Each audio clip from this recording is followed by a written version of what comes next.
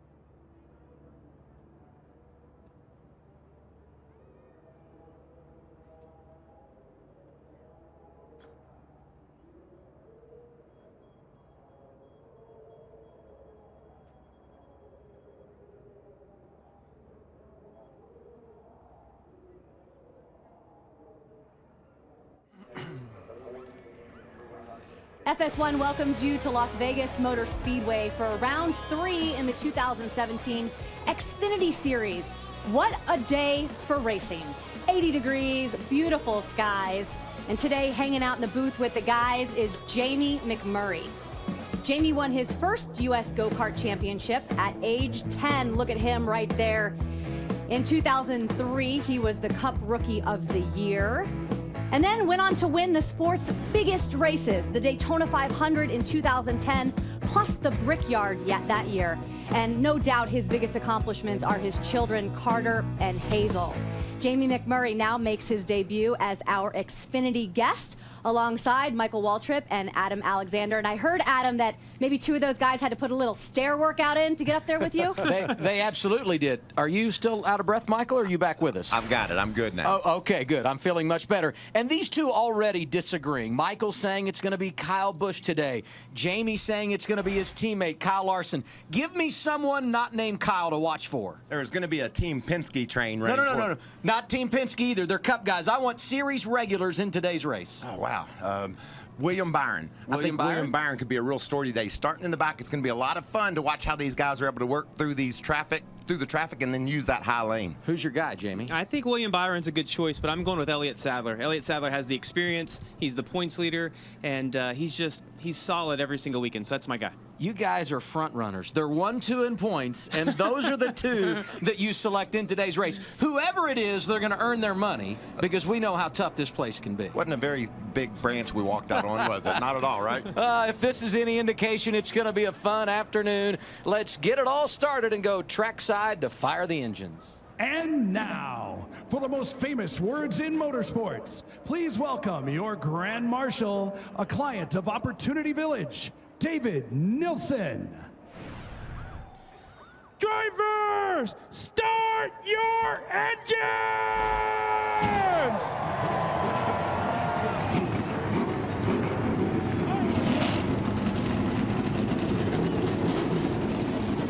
You can feel the energy now. The engines have fired. It is race day in Las Vegas, Nevada. What do you say we gear it up on FS1? Getting ready to start the race at Las Vegas Motor Speedway. It is my 500 start. Yes, I know I'm old, but it's exciting. Racing out here at home means they got all the family, all the friends. We appreciate everybody that comes to support us, and excited to just get this race going, man. Hey guys, Matt Tift here. It is race day. We're just about to get going. Rolling off P6 today in our Surfax Sunscreen Camry. And it's a hot one today. It's going to be hot and slick. My first time racing the XFINITY Series here at Vegas. So hopefully we'll have a great day today, and can't wait to get out there.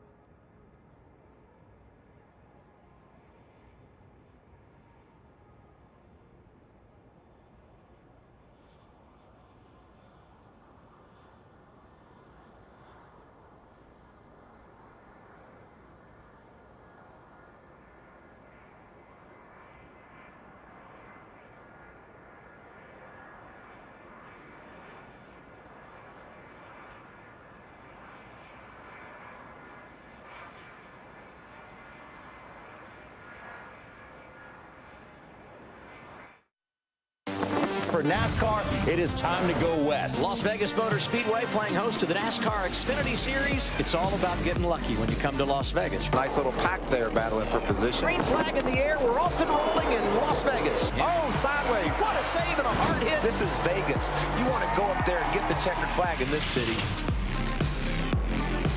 82 degrees, sunshine everywhere. It's a gorgeous Saturday afternoon at Las Vegas Motor Speedway. Aerial coverage provided by Goodyear. Everything they learned making tires for the grueling demands of NASCAR inspires what rolls into yours. Goodyear, the official tire of NASCAR. And now we go from the driver's seat with a guy that made his debut here 2 years ago, Brennan Poole, your teammate, rolling off 11th. Jamie?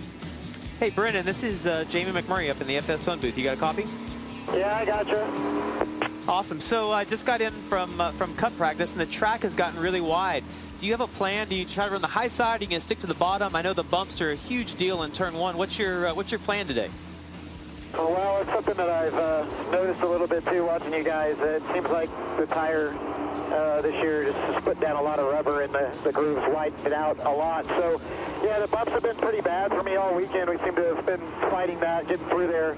So, you know, I'm going to move around and just try to figure out what's best for me and my car. And, you know, sometimes you just got to run where they're not running. So we'll just have to see how it goes. Hey, Brendan, it's Michael Waltrip up here with Jamie. The car seems like it's got a lot of speed in it. How do you strategize around this stage racing? You only got 45 laps to get to the front. Are you going to charge 2 tires? Is that an option? It's something that's tough about this XFINITY series and these new stages. You know, everyone's so fast and so competitive, it makes it tough. But, you know, that'll be up to Chad. You know, we saw some wear on our left side tires yesterday in practice, so I think it'll be tough to just take 2. So just have to see how things play out and try to put ourselves in the best position to have a good day. All right, we're going to ride along with you. We'll check in later. May the force be with you. Hey, thanks, guys. A nice reference to his helmet, huh? So let's hear from our pit reporters. Before we go green, time for those pit headlines. Matt Yoakum, you are on the clock, my friend. Well, Adam, one driver I think to keep your eye on today is Brendan Gaughan, the Las Vegas native. Today is his 500th career start in NASCAR. He showed the most speed of anyone in practice, but threw it away in qualifying, just trying too hard. Loaded with confidence and experience, he has wins here in Winston West and trucks, and I think Jamie Mack would agree, no win is sweeter than the one at your home track. Jamie Little. Well, Darrell Wallace coming off a top 10 finish at Atlanta, unloaded with the top 10 car here in Vegas as well. But after he got out of the car in final practice yesterday, his health hit the brakes. Darrell Wallace telling me he spent some time today in the infield care center getting IVs. I said, do you have a backup plan, a backup driver? He said, when you have a car this good, nothing can keep me out. Chris? But Brad Keselowski still trying to get Team 22 back to victory lane. But the big difference this year is they're leading laps and they are challenging for the front. But looking at when the team was last in victory lane back in 2015, they've been passed for the final lead change 10 different times. Brad's got a fast car. He had a really fast car in qualifying, hoping to flip that stat about that final lead change today. Adam? Chris, he's a veteran. He should be good here. Talking about Brad Keselowski, but what about the youngsters? 5 rookies in the field, and there is so much to digest when you come to this place. Biggest learning curve at Vegas is just the aero. It's fast. There's really 2 lanes, maybe 3. Biggest thing in Vegas is just being smooth on the throttle early in the run and try not to make sure you hurt your tires for late in the run. This is one of the tracks that really taught me you got to be here at the end to be winning these races. So, you know, I try to apply that everywhere I go now. Jamie, do you remember your first trip to Las Vegas? I do. I remember it was with Bruco back in the Clarence Brewer days. Yeah. Central City, Kentucky. You know what I love about this racetrack is it's just about speed. You've got a lot of grip, and if you can just hold the throttle down deep into these corners, that can make a big difference. We were at Atlanta last week. We were slipping and sliding everywhere. The harder you try, sometimes the slower you go. Here you can really take advantage of some throttle. Absolutely, and the Goodyear's, I did the Goodyear tire test out here, and they've actually brought, I think, a really good tire because it takes off fast. At 5 laps, it slows down. At 10 laps, it slows down. And honestly, at 20 laps or so, you're sliding around, which is what we all want. Other good thing for these young drivers, we're stage racing, fellas. After 45 laps, you know you're going to get a caution and have a chance to work on that thing. Daniel Suarez, reigning champion. This has been a good track for him, and he's rolling off inside the top 5. Hey guys, thank you very much for all the effort, for the hard work. I really appreciate it. Already we have a hard race right here. Let's have some fun. Hopefully I will see you guys in victory lane. We'll see Suarez going for his 4th career victory. Won the last time he was on a 1.5 miles. That was the season ender at Homestead Miami Speedway when he claimed the 2016 championship. As we get set to go green, we remind you of this. The 2017 Toyota Camry X SE is pacing the field. And it is about time to pull that Camry down pit road and put the field in the hands of another Camry. Kyle Busch winning the pole, going for his 4th straight win when you talk about his last 4 starts. He's been so good, but never won 4 in a row. He won this race last year from the pole, leading 199 laps.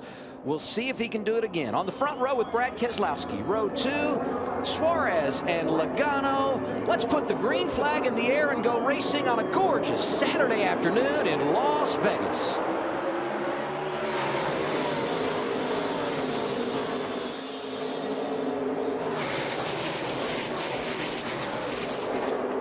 It looks like the outside lane wasn't as big of a deficit as it was last week at Atlanta. The 22's hanging on to his quarter, and man, if you can stay in that position he's in to turn 3, I think you hit the corner. But obviously Kyle's cleared him there, and I mean, when you're the leader, you can feel the air kind of break away, and it's yeah, a lot of grip right now. I got a good push from Daniel Suarez too. Did Busch allowed him to get ahead of Keselowski. Suarez is hung down there now though. Yeah, Suarez going to use that inside lane as they head back to turn 1 and 2, but a little momentum for the double deuce. Brad Keselowski going nowhere, and just behind them, the team car. Joey Logano in the 12, 4th right now. Good run off turn 2 for Keselowski. He is not only able to pull ahead of Suarez, he was gaining on Kyle Busch as well. So a really good 22 car today. Yeah, I noticed at the end of our happy hour, when we're looking at the racetrack and you see those guys get in the corner, where you see the black in the track was the least amount of grip. You either wanted to be below that or above it. From the driver's seat with Brennan Poole, and he's in the middle of the beehive here. That white car on the inside, the 98 of Eric Almirola. Ryan Reed in the red and white 16 getting around to the outside. Daniel Suarez is persistent for the 2nd spot. He's able to hook that white line right on the bottom. What a great turn for that kid. Yeah, it's unbelievable when we talk about the white line. It's like they put something special on that white line, because if you can get your tires on it, it just has so much grip. Top 5 drivers all doing double duty, running here this afternoon. 300 miles, another 400 with the Monster Energy Series. Kyle Busch started on pole, has led the first 3 laps. Suarez, Keselowski, Logano, Austin Dillon, those top 5 that I talked about, and some adventures early for youngster Dakota Armstrong in the 28, the green car in the middle. It's violent in the middle, isn't it, Jamie? That air is blowing all over you. Can't hardly hang on to your car. Yeah, honestly, when you get put in the middle, you're the guy that concedes. The guy on the outside isn't going to, and the guy on the bottom isn't. So when you're in the middle, you're kind of just the one that has to give it up. I'll tell you, I've watched Brad in the Xfinity car and also in the Monster Energy car, and he's worked the higher side in 1 and 2 more than anyone else. And I think he's going to try to figure that out in the race and how to make that work. I felt like we saw these two together on track a lot last week at Atlanta. Teammates Elliott Sadler, William Byron. Here they are again, the veteran and the rookie. That's a good way to learn. If you're the rookie, you got a caution. Yellow's out. Yellow's out. Early caution. See it a lot here at Las Vegas Motor Speedway. Slow car down the back straightaway. Going to be the 97, Stephen Light, off the pace. 5 laps in. You have 4 sets of tires in the pits. And you know we're going 45 laps before we get another caution when we end stage 1. I say it's way too early unless you've got a problem. 40 laps remaining in this run. Probably stay on track. You agree? I totally agree. Yeah, no way is anybody pitting here unless something's just wrong with your car. Steven's going to pit, I can tell you that. Kyle Busch, Daniel Suarez, Brad Keselowski, Joey Logano, Austin Dillon, the top 5. We're live in Las Vegas on FS1. Happy you're here.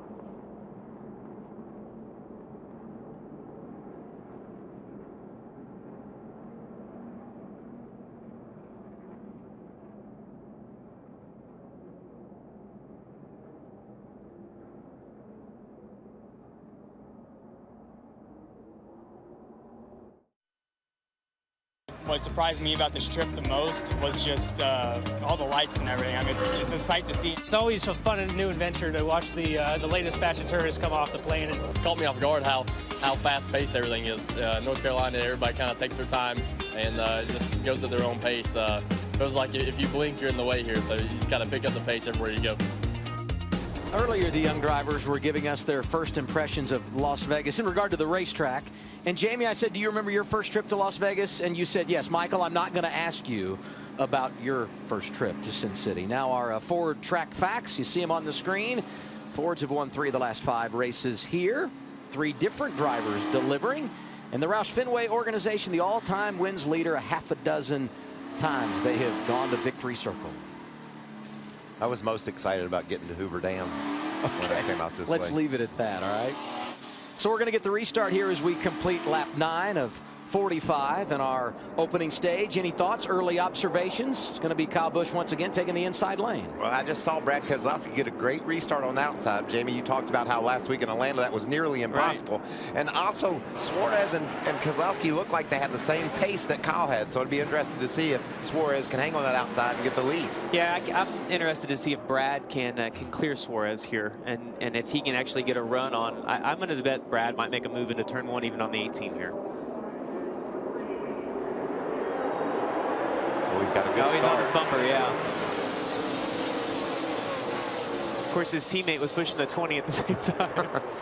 Look at that, 3 wide. No patience on the restart. Matt Tifft is in a bind there. You can see the black car. Wow, it's so tight back there.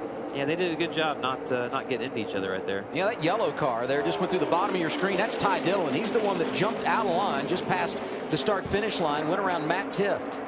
Tifft, the rookie, restarted 7th, going in the wrong direction, and things getting good here at the front. On board with Kyle Larson, who's getting after it on the restart. Well, we know that he'll try the high side, right? There's no, there we go, no question that he's going to try it. That Credit One Chevy was fast in practice. He felt really good about his car, and typically Kyle is honest. If he thinks it's good and he says it's good, he normally runs really well.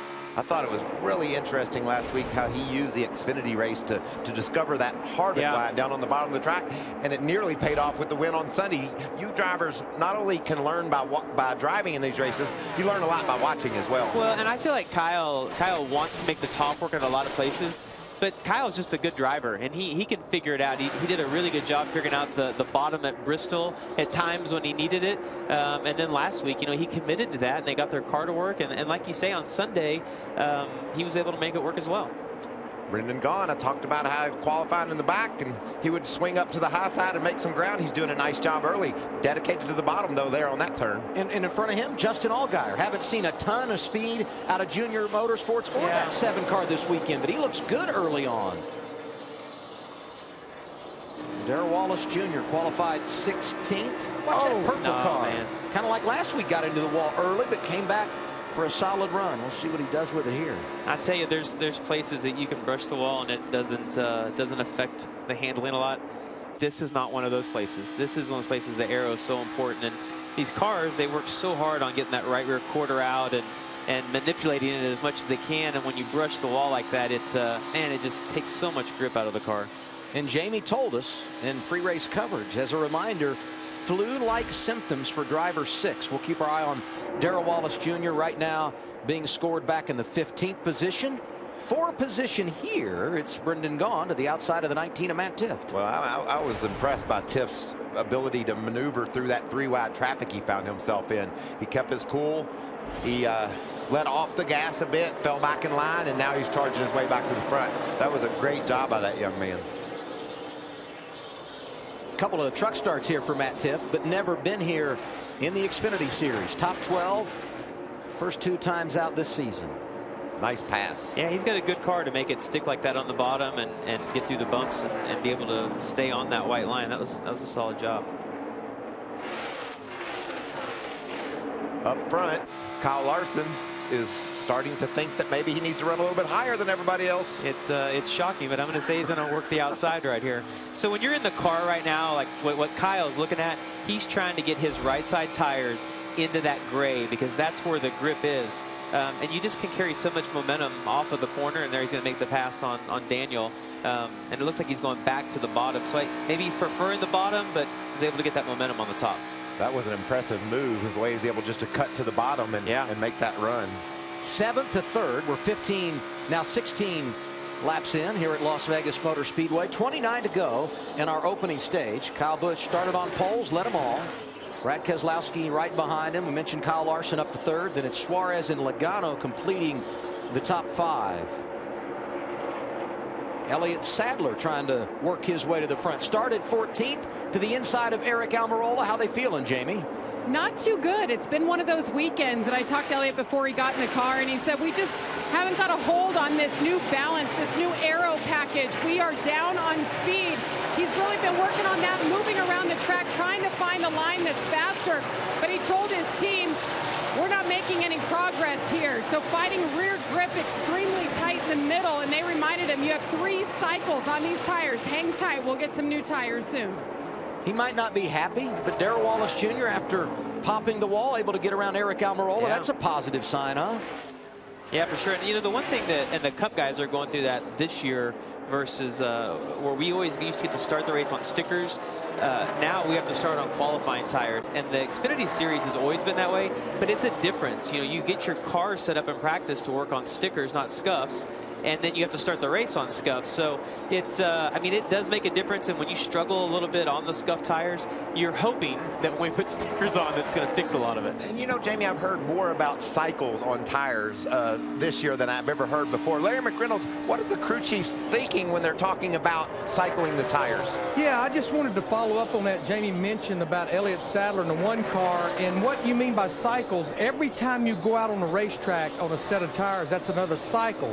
These drivers have to start the race on their qualifiers, and Elliott Sadler made an additional run in one of those rounds trying to advance to the next. So that's what Jamie was talking about, cycles on the tires. I don't know if Justin Allgaier likes his tires, but I gotta believe he likes his car. Driver 7, now P6, Matt. Sure does like that car. He just moved up 1 spot in the running order.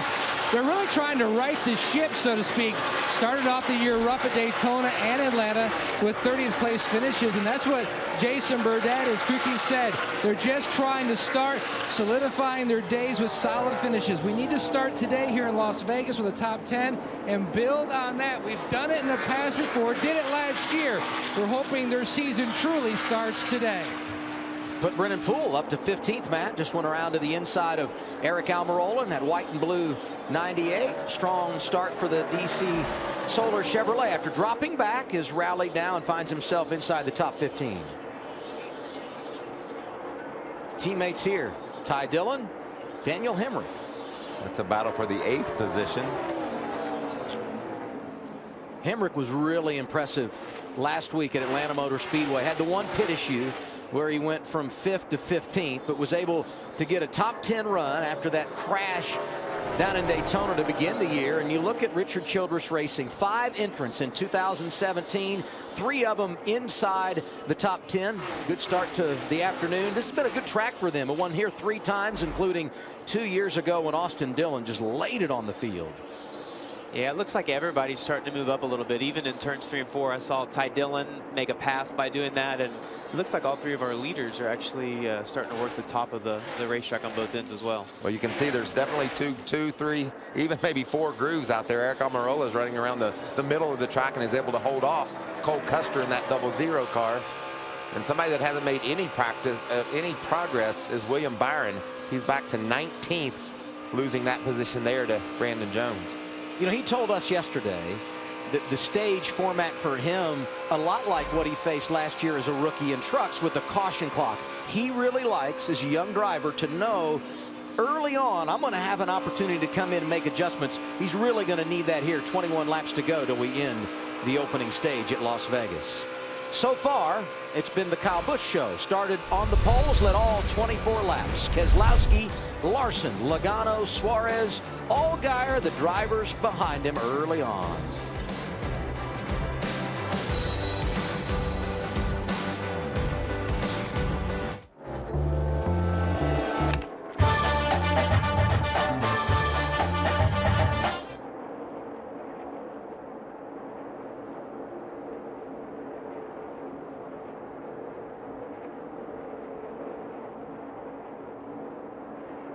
found him. Because I found him.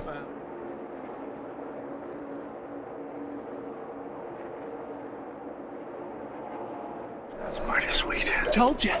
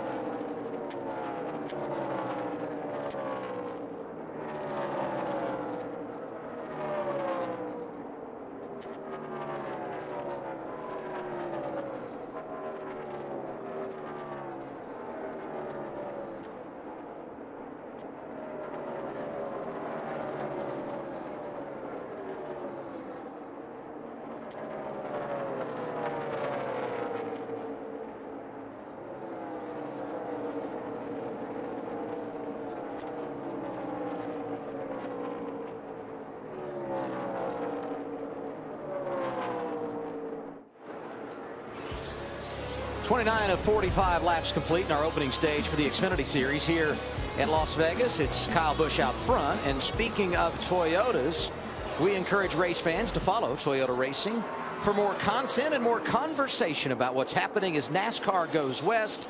Use the hashtag NASCAR goes west. It's all presented by Toyota. So what's happening with the race leader? 15 laps to go in stage one.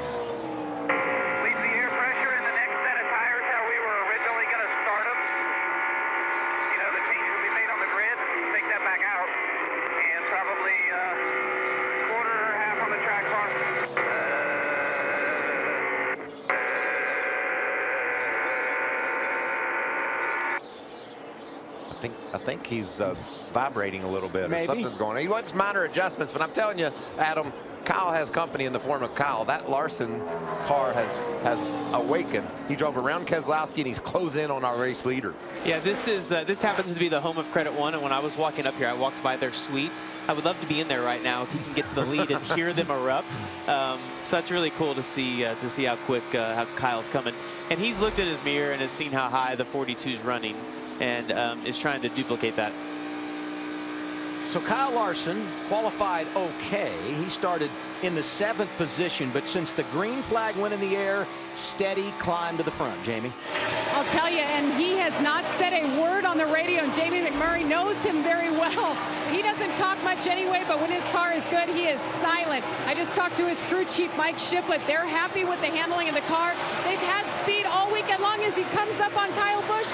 Lead change for the first time. Happy bunch down here in the 42. He was a second back 6 laps ago. Now Kyle Larson working on the point, and a screen put out by the 01 of Harrison Rhodes. They're working lap traffic. How entertaining is this? That's awesome to watch that happen. And I obviously Larson knew that was coming, approaching. You could tell he wasn't too aggressive. But yeah, that's really fun to watch. Watch this run. He got off turn 4 to dive onto the apron and grab the lead, but there's traffic ahead. Saw the 07 there, Ray Black Jr. That's the 01, the red car there of Harrison Rhodes. And they'll also come up on the 24 of Drew Herring, putting all these guys a lap down. And with now 11 laps to go in stage 1, we have 27 cars scored on the lead lap. I tell you, when you are spotting, or when you're the guy that gets put in the position that Harrison Rhodes was in, is when your spotter just mumbles. Like he's like inside, outside, just kind of screaming. You're like, I have no idea what he just said. He doesn't want any part of that, right? Right. Why'd you put me in that position? Austin Dillon in the 2, company from his rookie teammate, the 21, white and purple machine of Daniel Hemrick. Surprising this battle outside the top 10. These cars have been strong, at least in qualifying earlier today. And then closing on these two is another RCR teammate, Brendan Gaughan. You can see there in the black and gold car. He's making some good progress. And Brennan Poole has been solid throughout this first run. You know, we haven't touched on a lot that's been good.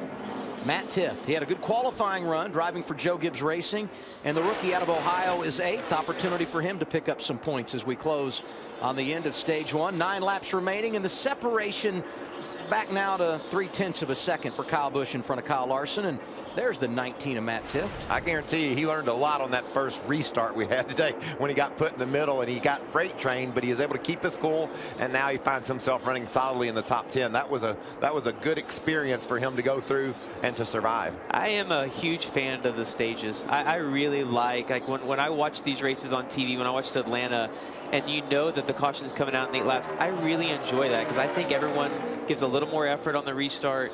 And at this point, when there's 8 laps to go, if you're working someone over, you're going that extra step to try to get the extra point, where if we didn't have that, it's a different scenario. So I really am a fan of the stages. Well, I'm a big fan of Bubba Wallace. Man, he ran into the wall coming off turn 4. I thought for sure it would hurt his aerodynamics, but he's been able to survive that. Well, here's what I'm thinking, is that he's hit the wall, so now he has an excuse to work on that. And so his car is still pretty good.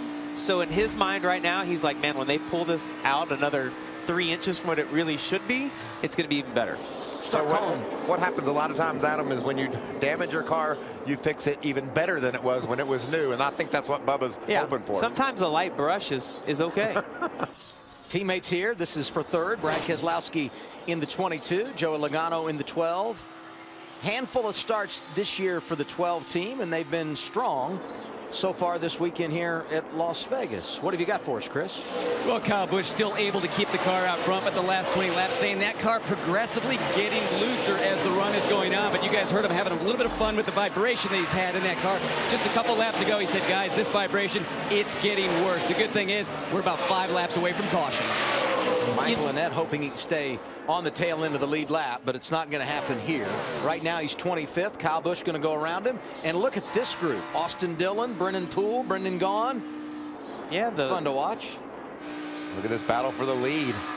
If Kyle Larson knows that Kyle Busch is a little bit loose, getting up on that rear bumper will make that even worse. Yeah, and you know, this track has been notorious. For some reason, the tire that we have brought here for the last few years there's always a set or two in your race that vibrates really bad. But I haven't had that all weekend, and I haven't really heard anyone complaining about it. So I don't know if a wheel weight's come off the 18 or if, you know, it's just a set that's shaking. But we haven't really seen that all weekend. 4 laps to go, stage 1. Kyle Busch has been out front for the first 41, but Kyle Larson there once again. I think Kyle Larson is just wanting to inch up even more and more on that high side to see if he can get that big run again.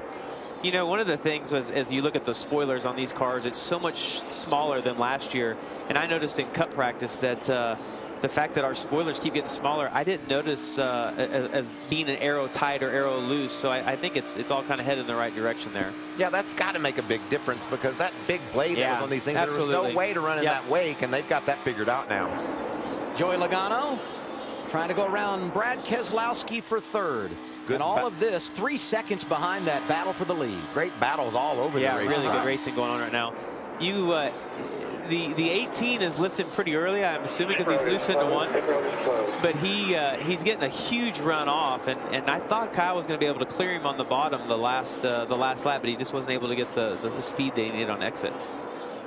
He's got a little run right now, though. That's a lap car, the 11 of Blake Cook. He's 23rd, going to go a lap down as we come around with 1 lap to go in stage 1. Here's Larson peeking to the inside off of turn 4. Can't make it happen. Yeah, he clearly has the better car right now. It's just a hard pass to complete. And how do you articulate to your crew what it's going to take to be better with an adjustment? With your Kyle Larson, do you think you tell the crew to work on it, or do you just say, okay, I'm better than him, I think I'm going to be okay? Well, I think we have to see what if your car's close right now, obviously the 18 thinks he's too loose. If you're close right now, I think you have to see what it does on sticker tires. Oh, there he goes to the bottom trying to make it work. This might be a real fun finish here, stage one. Yeah. Final It's lap, gonna be close. final corner. Here's Kyle Larson to the inside. Can he make it stick? The answer is at the start-finish line.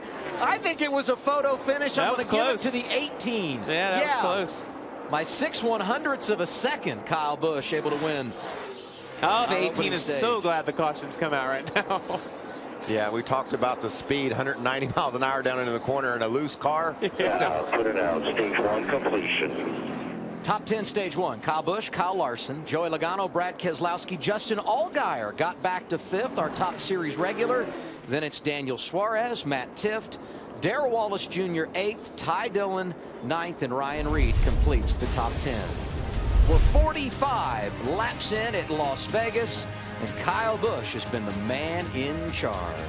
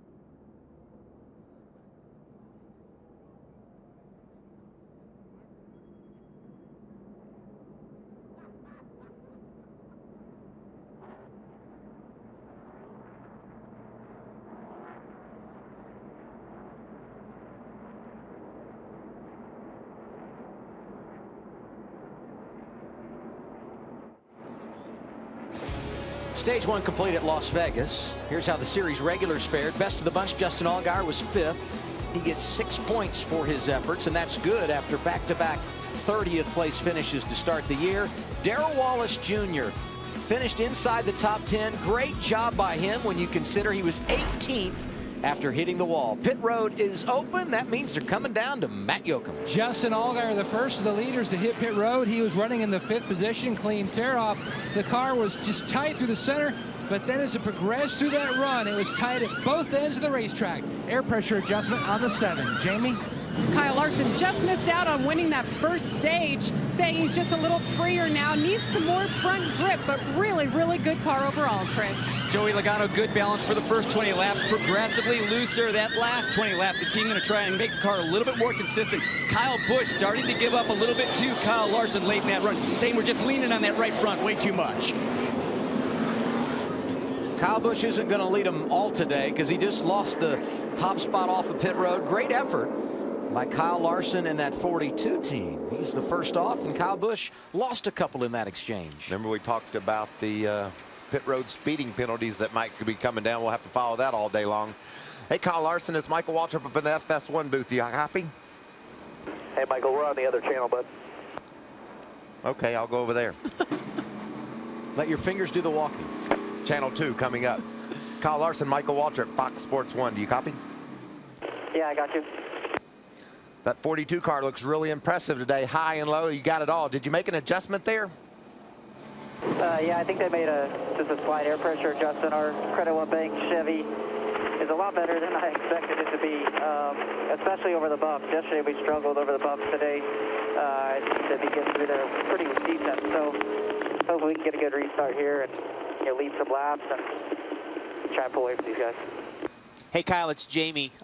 Just curious, are you going to choose the inside or the outside? At Atlanta, it was obviously a big advantage to be on the inside, but here, I mean, what are you thinking? I don't know, Jamie. You got all the age on me, so maybe you can give me some advice. I'm not really sure what to do. Joey's car takes off really good, so but also, Kyle Busch is good, so I'll probably just choose the bottom. Well, I appreciate that comment, Kyle. I honestly didn't want to ask you a question, and they forced me to, and then you got to me on it. All right, buddy. You're like a driver coach up here. You know that you didn't know you were going to play that mentor role, did you? I had no idea. Kyle has a really good sense of humor, though, and I don't think you get to see that a lot. So I probably had that coming.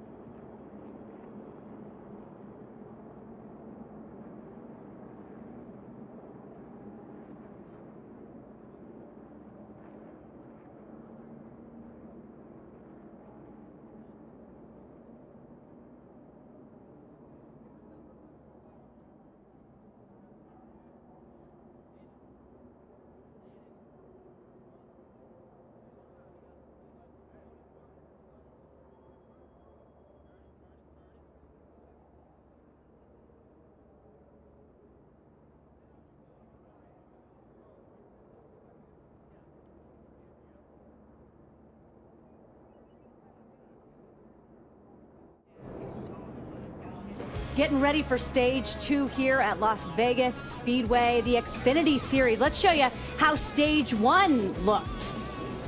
Great day here at Las Vegas, and it started early with Kyle Busch on the point, a position he's very used to being in. Picked up right where he left off he last year, where he led 199 laps. Darrell Wallace hit the wall early. He's not feeling good, but he was back up to 8th. And then with 12 to go in segment 1, Kyle Larson in the number 42 passes Kyle Busch, but darn that lap traffic, Larry. Lap traffic got him. He had his opportunity there, Shannon, but he just couldn't complete it, and that's how close it was. Who won that stage 1. That's right. And if you don't think that this is a complete team effort here in NASCAR, take a look at this. Look at how these crew guys were able to get Kyle Larson that track position that he tried 45 laps to get. Dale Earnhardt used to tell me I can pass him on pit road a lot easier than I can on the racetrack. Adam, I want to know how Jamie McMurray knew that Kyle Larson was going to be up front in this race, because he told you he picked him early. Yeah, he picked him. I think yesterday he told me he liked the 42 of Kyle Larson. We'll see if he can stay out there. Chooses the inside lane on the restart as we're underway in our second stage of the afternoon. Nice restart by Kyle Busch. Look, he's all over Larson, giving those 2 cars the run to clear air. Yeah, you saw Larson pull down just a little bit. He could feel the 18 pushing him, and I think he was a little bit nervous about Kyle maybe ducking inside of him, but the 18 stuck with him, and it worked out great because now they're first and second, single file. And keep an eye on the series regulars, Justin Allgaier, Darrell Wallace Jr., Matt Tifft. They're all right up there in the mix as we get this restart. There's Allgaier in that bright orange number 7, looking for a spot underneath Brad Keselowski. And look at Bubba Wallace. We talked about maybe a little bit of adjustment to that right front fender, and he could bring that number 6 car alive, and it's happening.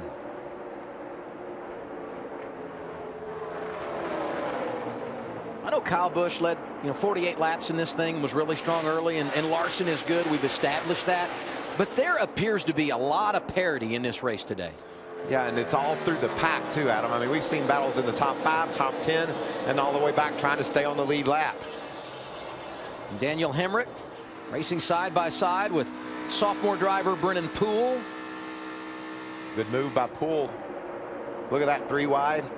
These restarts, they drive me crazy, make me nervous, because these guys are on new tires, but there's still a lot of air that's moving around and affecting the way they handle. You know, I had this conversation actually this week with a guy that was over at my house working some construction, and we started talking about how crazy the restarts are now. And I'm like, when I first started racing, they were single file, and if we went back to that now, how boring would that be, right? It's so exciting to get to see a double file restart every time. Well, Brendan Gaughan would have liked to have had a single file restart right there. Right. Yeah. He definitely wasn't bored. He was sideways in that 62 car. He's sliding back now. 3, 4, 5 cars driving around the 62.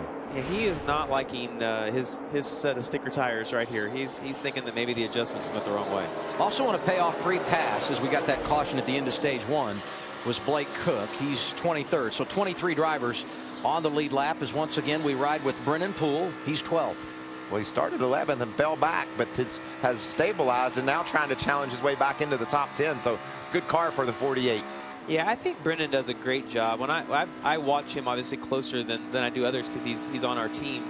But Brennan knows he never gets in trouble. I feel like he does a really good job of pushing the car when he needs to. And if he gets in trouble or if the car's not there, he'll slow down and not tear anything up. So he does a good job, and he knows when to go and when not to. Matt, what's wrong with Brendan Gaughan? He'd like to have a lot more go right now. The 62, early in the race, he came on the radio and he told Shane Wilson that there's a vibration at low RPMs, and then didn't make much more comments about it. And now he's saying it's almost like a plug wire issue on the 62. A crew member has gone back to the hauler, and he has more parts so that when the 62 does hit pit road, they can look at see exactly what's wrong. Now he says definitely a plug wire. Brendan Gaughan entered the weekend 4th in points, 8 behind leader Elliott Sadler. Great start to the season for him, but unfortunately issues at his home track. Hasn't been a good Saturday for Brendan. Trouble in inspection earlier. Kyle Larson took over the lead in exchange of pit stops following stage 1. He's led the last 11 circuits. Kyle Busch behind him. Where did it look like Larson had us there, Tony? Was it that entry tight spot that I had? Yeah, a little bit. Like I said, he was tracking you. When he would track you, they would straight line, like exited 2. Like I said, from the 5/8 point, they kind of pull down a little bit, and they can get a little head of steam going. It sort of evened up then, center, late exit. Yeah, I don't have any pull down. There's nothing left to pull down with, so it's just rim rides because it's where she wants to go. Well, rim riding means he's not able to put the wheel input into it. Would you say he can't lean on that right rear because it wants to get loose? Yeah, I think, what I interpreted there is that as he's running the top, the 42 was able to turn down just a little bit more than he could in the middle of the corner, and he was driving off a little bit straighter. And I think Kyle Busch is just saying, look, man, with the speed that I'm carrying, the front just isn't grabbing hard enough. Kyle Busch won the opening stage in Las Vegas by 6/100ths of a second. Kyle Larson grabbed the lead on pit road, and he's out front with 29 laps to go in stage 2.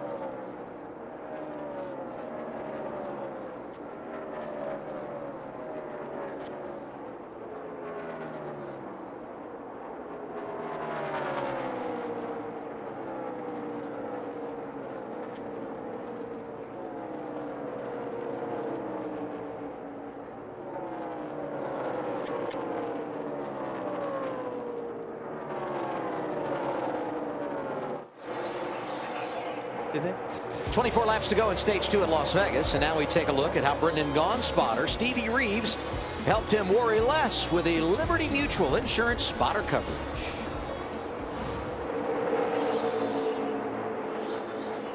Outside, both sides, both sides, both sides.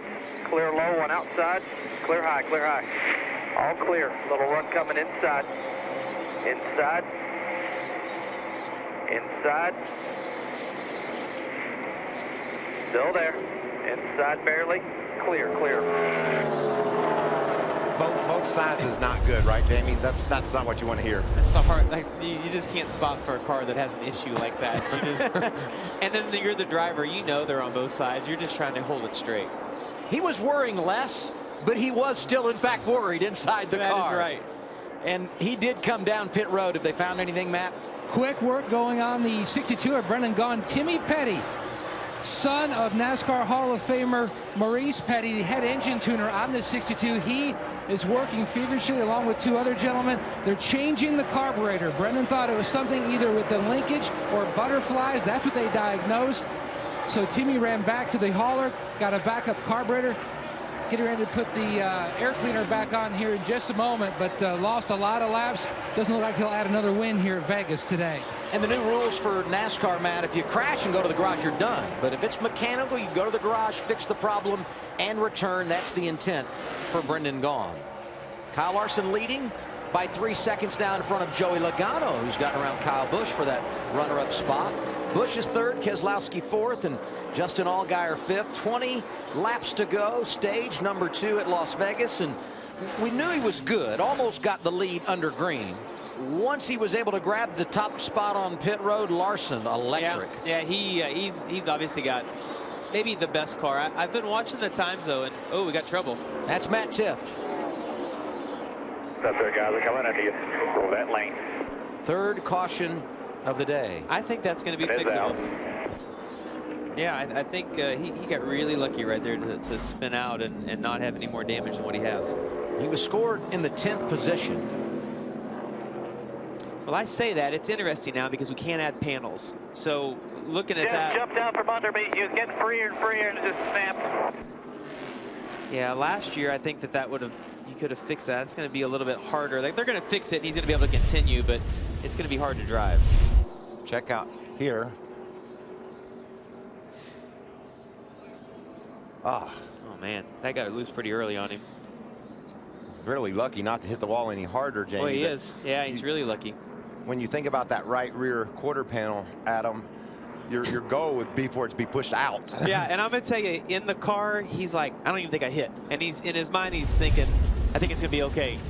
And he's going to get on pit road, and they're going to be like, We know he's going to pit to fix damage. What about everybody else, Larry Mack? Yeah, this is one of those things that makes the stages interesting with strategy because we have 19 laps on the tires. Right now, there's 19 laps at the end of stage 2. I think we're going to see a mixed bag of drivers that comes to pit road and ones that stays out. If you're outside the top 10, come on and get tires now and fix your race car. Make your race car better. There are a few coming down. Austin Dillon pulled in off of turn 4. So did the 33 of Brandon Jones, 98 of Eric Almirola. Daniel Hemrick also making a stop under caution.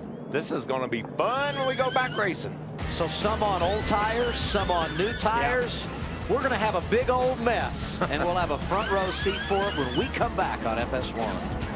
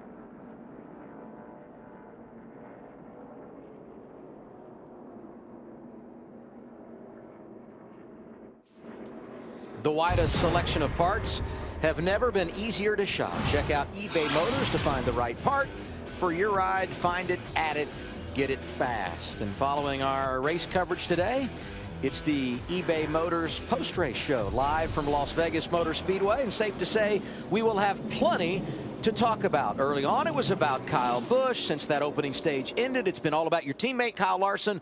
What do we expect here with 15 laps or so to go before we get another caution? A crazy restart and then a mixed bag of strategy.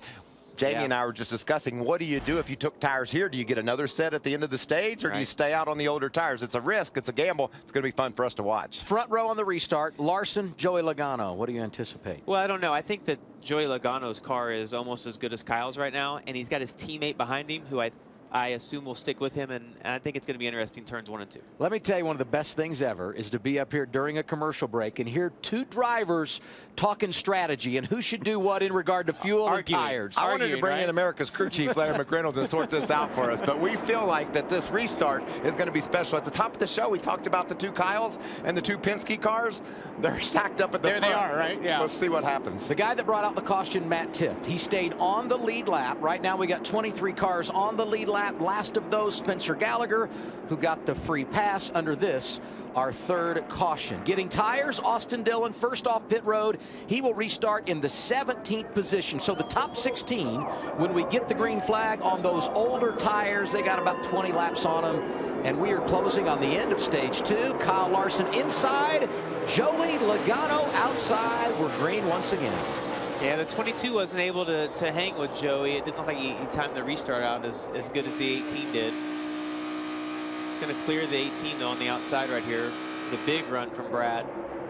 And look who's sneaking in there behind Brad. That's Bubba Wallace in that purple car. You just can't say enough about the way he has battled through some tough times. Tenacious, the word I would use to describe Darrell Wallace Jr. the last couple of weeks. You know, sometimes when you're sick, you're mean. You know, you want to get up on the wheel and prove to people how tough you are. Bubba's driving tough right now. You ever drive angry, Jamie?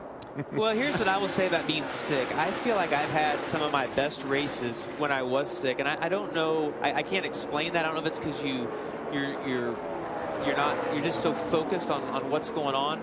But I've been in the infield care center at this track getting an IV, and I think I ran 3rd or 4th that day. But Bubba's doing a great job. He's fun to watch. He's super aggressive, and he typically can make that outside work and rim ride like we talked about earlier. So he's doing a great job today. Said that Matt Tifft stayed on the lead lap. He did officially go under the crash clock, but is back up to speed, scored in the 17th position. You know what we should do? We should do a very Las Vegas thing. What do you say we crank it up?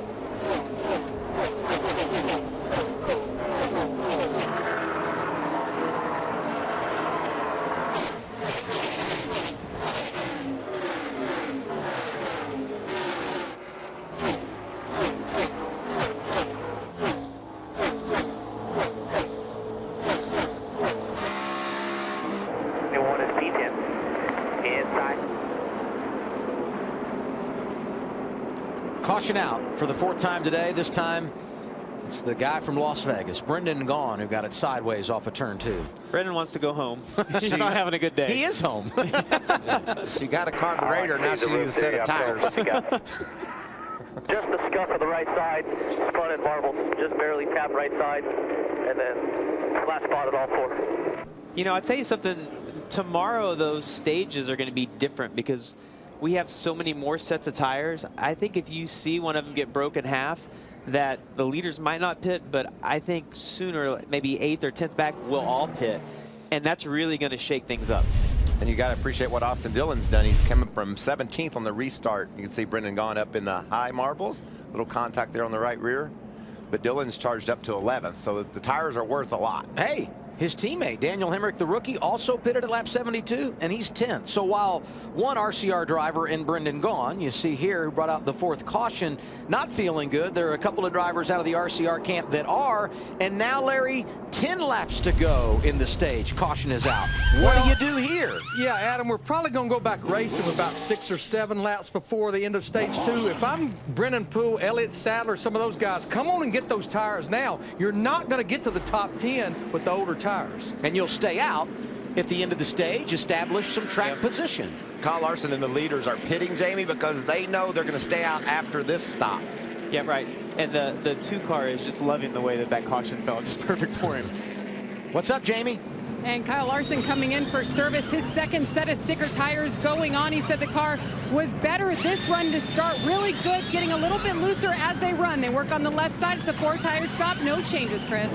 Joey Logano also happy with his car, saying we're making it progressively better. Still just a little bit tight. Also, the team just finishing up that stop down here. Overall, looks like the Penske car is strong today.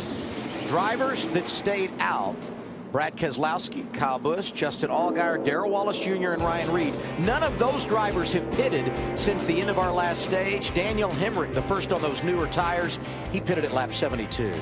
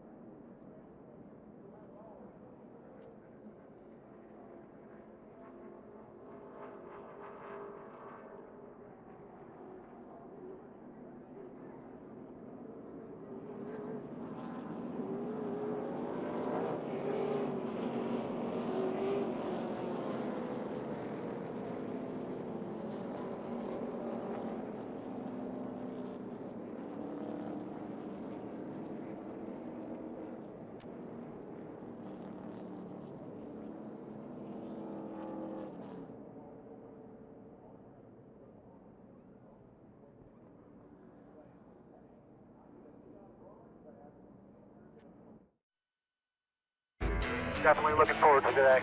Guys, I'm fun. I'll put that with you guys in victory lane. Where did it look like Larson had us there, Tony? Was it that entry tight spot that I had? Yeah, a little bit. Jumped down from under me. He was getting freer and freer and just snapped. When we get the green flag, We're going to have 6 laps to go in our second stage. The guy that won stage 1 will restart second on the outside. That's Kyle Busch. Brad Keselowski going green from the inside. He's the control car. But look behind him.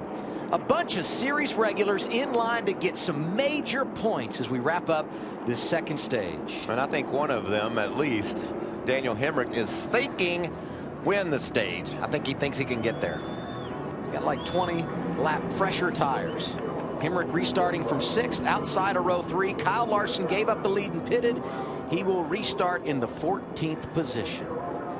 This is just what NASCAR was hoping for with stage racing. Let's mix up the field. Yeah, they've definitely shaken it up here. It's going to be interesting to see how this plays out in 50 more laps. By the way, free pass went to Michael Annett. He's back in 24th for the restart. There goes Keselowski jumping out front. And Allgaier making up some ground in that inside lane. Darrell Wallace Jr. not afraid, and a couple of them thinking about 3 wide as we head over to turn 3. And the 42 with his new tires is on the outside, just flying around the top of the track right now. He lives for moments like this. I wondered if he might just take it easy to the end of the stage, knowing that he's going to have those new tires. It doesn't appear that way. That's not the case at all. 5 to go, and he may be leading at the end of the stage. I mean, that 42 car is wound up and fast. He lost a little bit of his momentum there. Someone pulled up in the high lane, and he didn't really have anywhere to go. But yeah, the first 2 corners are pretty fun to watch right there. Suarez in the green and white Interstate Batteries car, that 20. That bright yellow machine, 33 of Brandon Jones. Daniel Hemrick, he's got some fresh tires, but look at that. Nothing to do with the kid that just pitted, Kyle Larson. Look at that wide. And that is a mess of cars. Yeah, look at that. Are they going to make it? 4 wide? No way. Keselowski still out front. Not a huge lead over Kyle Busch, who has gained the 2nd position. And Busch moving up the track, working that high lane. We're going to see 3 laps to go in the stage this time by. And Larson now 4th, and he's got open racetrack in front of him. Does he have enough time to get up there with those tires? I don't see him closing all the way in on the leaders, but wow, it was fun to watch him scramble through the field. Yeah, and it's definitely shaking it up. It's so interesting in this series because you have some guys that are racing just for the win, but then we had all the Xfinity regulars that stayed out to try to get those points. So that was really fun to watch. Larson 14th to 4th in 3 laps, and he might not be done yet. It's going to be really interesting to see how fast the 42 car is on. I know it's only going to be 6 or 7 laps he's going to have on his tires, but it's going to be interesting to see if he's still the dominant car when Brad and Kyle Busch have brand new tires and where they're going to line up at.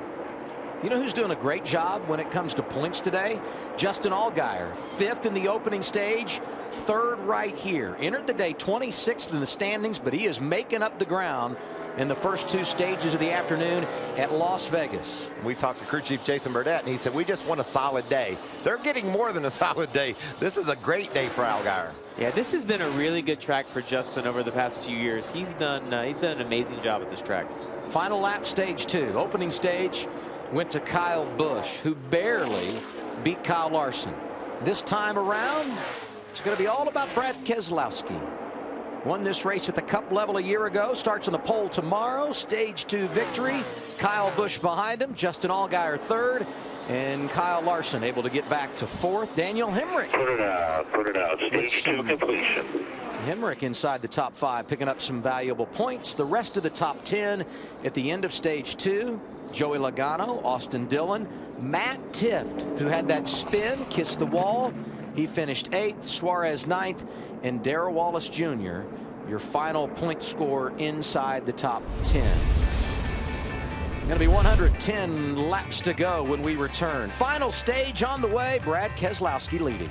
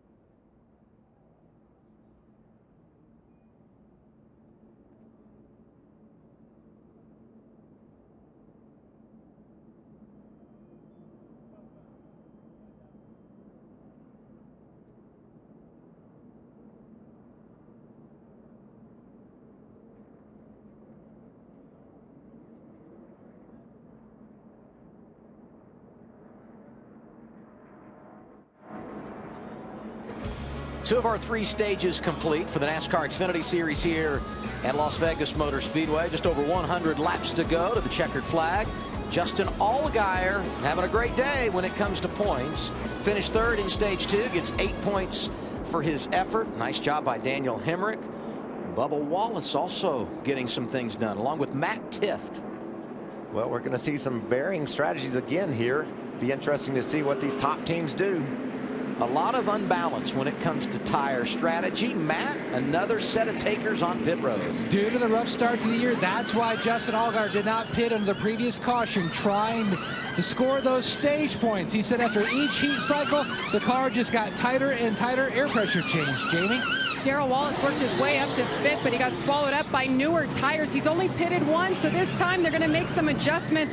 Air pressure track bar, a 4 tire stop, and a water for the driver, Chris. Brad Keselowski getting his 2nd stage win this year. Overall, pretty happy with his race car, but a lot like last week, saying the car a little too tight in the center, having to wait to go back to the throttle. Kyle Busch just looking for a smooth stop this time, and I think he got it there. That last stop, crew member slipped coming around the left rear, lost 2 spots. A number of cars came down pit road. 9 elected to stay out. Kyle Larson +3, able to win the battle off his pit crew, who will work for him again tomorrow, doing an outstanding job. Same for Daniel Hemrick, +3 in that 21 machine. What a great day it's been for Justin Allgaier. Let's see if we can get a word with him. Hey, Justin, it's Michael up in the FS1 booth. You copy? What'd you say, Jason? So is the windshield going to be okay? Yeah, I can manage it. Let's try that again. I think I walked on. I believe you did. Jason Burdett. Hey, Justin, it's Michael up in the FS1 booth. Do you copy? Yeah, Michael, loud and clear, buddy. Wow, what a great day. Great stage racing, good performance in that 7. I know that's got to be refreshing for your team. It's been a tough start. Well, it's definitely been a tough start to 2017, but there's no give up in this 7 crew, and really proud of the work that they put in through practice yesterday. We didn't get a lot of practice, so they put a lot of effort in, and this brand fresh agriculture Chevy is really good. So just looking forward to finishing it off. You know, we got 2 good stages there, and we got to do our best to make sure that we make it to the checkered flag without any incident. That's something we've struggled with these first 2, so we do that, and we'll be in great shape. Do you think you got the speed in the car to win the race, or the Kyles and the Penske cars too tough? Well, they're definitely tough, but Jason Burdett and the boys down there have done a great job making adjustments on this car all day. And, you know, Camaros are fast, man, and Larson's obviously got a great car out there in front. So if we can't win it, we'd love to see another Camaro get out there and get the victory lane. But I think we got at least a shot to put some pressure on them and make sure that we're there at the end. And if they mess up, we can take advantage of it and, you know, play the game how we need to. Well, have fun. We've enjoyed watching you. Go get you one. Thanks, buddy. Appreciate it. So I don't know if you guys heard, but right when Michael was trying to talk to Justin, the crew chief said, is your windshield going to be okay? And if they can zoom in right there, you're going to see that when they pulled the tear off tore. So most of his windshield is clear.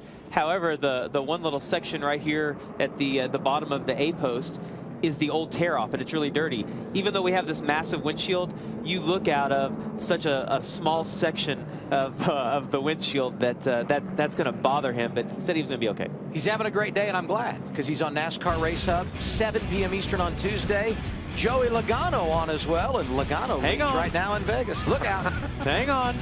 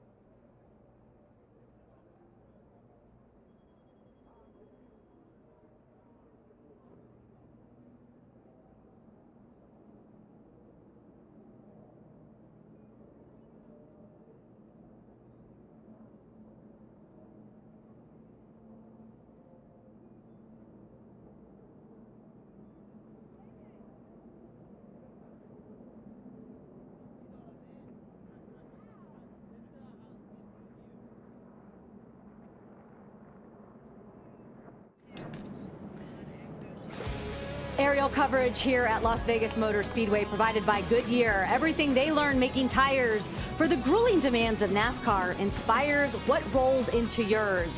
Goodyear, the official tire of NASCAR. And it's all about UFC tonight on FS1. It's going to be a huge fight as two of the biggest names take on each other in one of the biggest fights of their career. Don't miss the UFC Fight Night tonight at 7 Eastern on FS1. Larry McReynolds, we are getting ready to start stage 3, the final stage. Some guys came down pit road, some didn't. This is what Daniel Suarez heard. Yeah, we are staying out, Daniel. We are staying out. Your guys have went and got hot dogs and ice cream. They are done for now. 10-4, bud. I wonder if you could get some hot dogs in this place. Well, but I'm not surprised at that strategy because Daniel Suarez, just like several others, had just been on pit road 6 laps prior. A couple of guys that surprised me is Kyle Larson and Elliott Sadler. They now only have one set of tires left in the pits. Maybe Jamie Little can tell us what their thinking is. Well, Mike Shiplett took tires or fuel only, no tires that stop. Are you concerned at all where you guys sit with 9 drivers ahead of you? No, the Capital One Chevrolet will be fine. Kyle's doing a real good job. You know, just the way this stage racing is playing out, there's some stuff to learn, how everyone's going to play them. We felt that everyone would have played it a little differently right there, but it didn't happen. So we'll be all right here. Everybody's got to pit one more time. We've got 2 more sets of tires left in the box, so we'll be good to go here at the end. All right, Shannon, Mike told me he was hoping more guys would come with him. Now they'll just have to fight their way for track position. Thanks, Jamie. And as we send it back up to Adam, you know, so many questions about how this stage racing would affect the races. I think we have figured that question out. A lot of unbalance when you talk about the tires out front. Everybody should have 2 sets remaining now. And as we get set to go green once again, a reminder, the 2017 Toyota Camry XSE leading the field. But no more. Pace car on pit road. Joey Logano, Daniel Suarez out front. Big push by Ty Dillon. Dillon right up to the back bumper of Logano. And Logano took the outside lane. Surprise at all? First time we've seen that today. I've just seen it be about even. I guess it just depends on who lines up behind you. Jamie, do you consider that when you do a restart? Well, I mean, maybe he's just feeling that out. I mean, it seems like the bottom's been the place to be, but it might have also been who was lined up behind him. It might have been more comfortable. Ooh, the 20 car is really loose on the inside of the 3 right there. And look who's behind him. On board with William Byron. Haven't talked about the rookie all day unless he's been outside the top 15. Nothing wrong anymore, I guess. Here he is. How? How has he done that? That car was struggling back in the back half of the top 20, and now he finds himself running in the top 5. This kid's got a lot of talent. Obviously works really well with his crew getting adjustments. Yeah, William does a great job. I've actually hung out with him a little bit at the local RC car track in Mooresville, and he's just a great guy. I mean, you would never know his age based on his maturity level. He just does a really good job. And you wouldn't know by talking to him that he's okay with running about 190 miles an hour down into a corner side by side and bouncing around 3 wide even. Kyle Busch, not bad on the restart. Here he comes to the inside in the 18. Momentum in the outside lane for the 9 of William Byron, and don't look now, but the 42 has resurfaced. We heard from Mike Shiplett. He got fuel only and now rallying to the front after being behind the 8 ball a bit on track position. Yeah, the 20 car looks pretty evil right now. He's obviously really loose and just kind of hanging on. He's hoping they've come back from the hot dog break, I think, at this point. And maybe we'll work on that thing.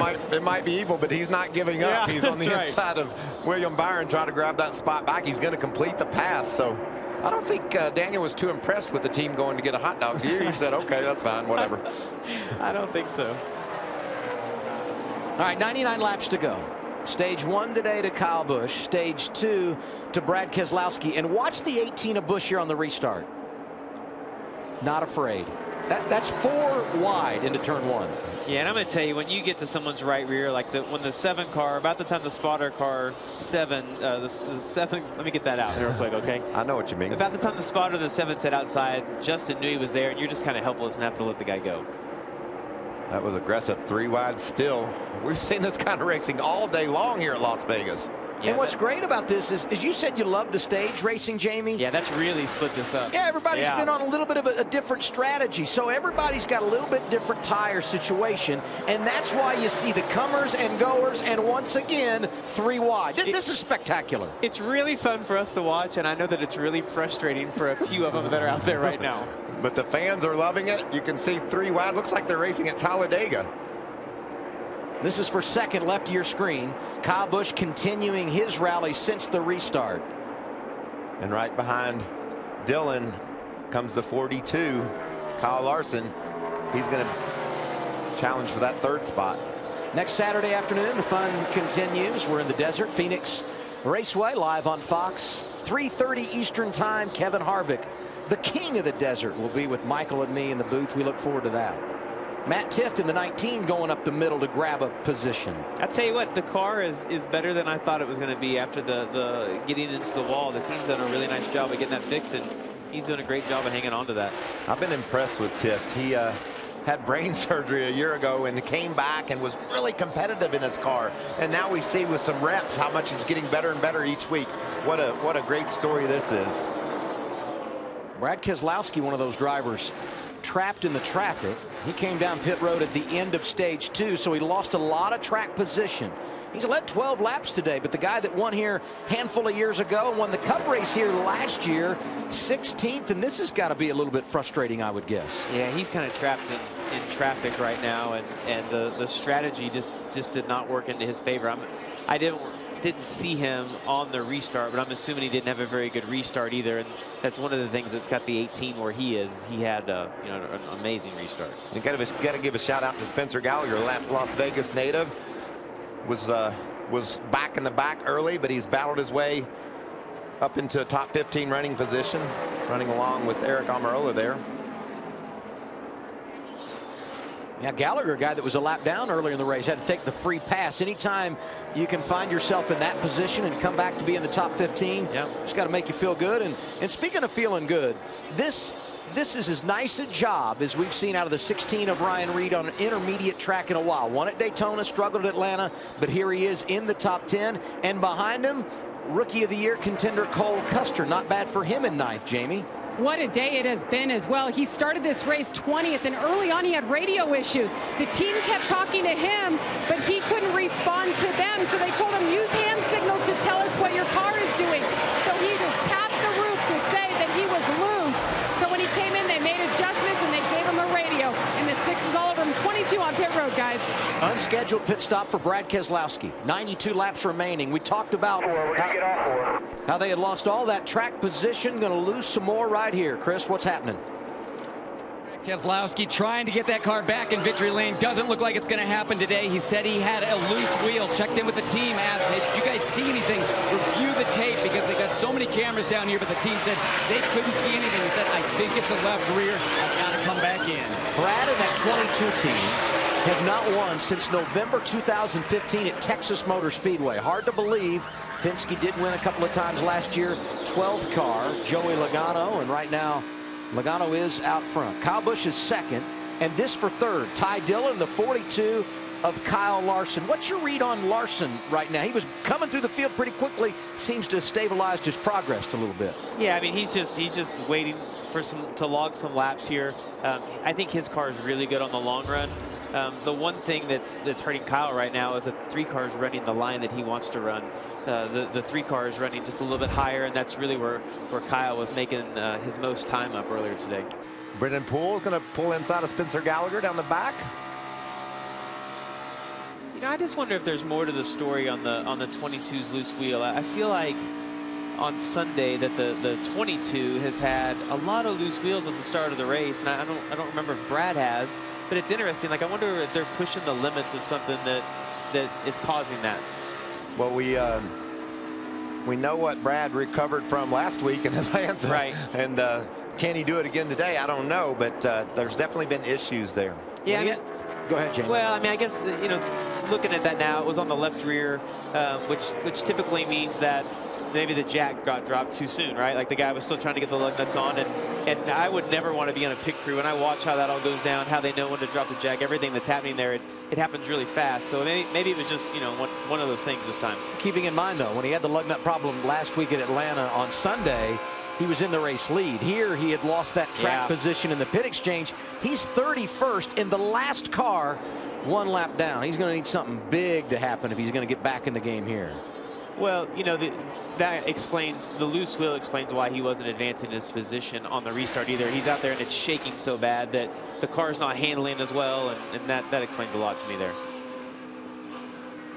We've had 5 cautions today.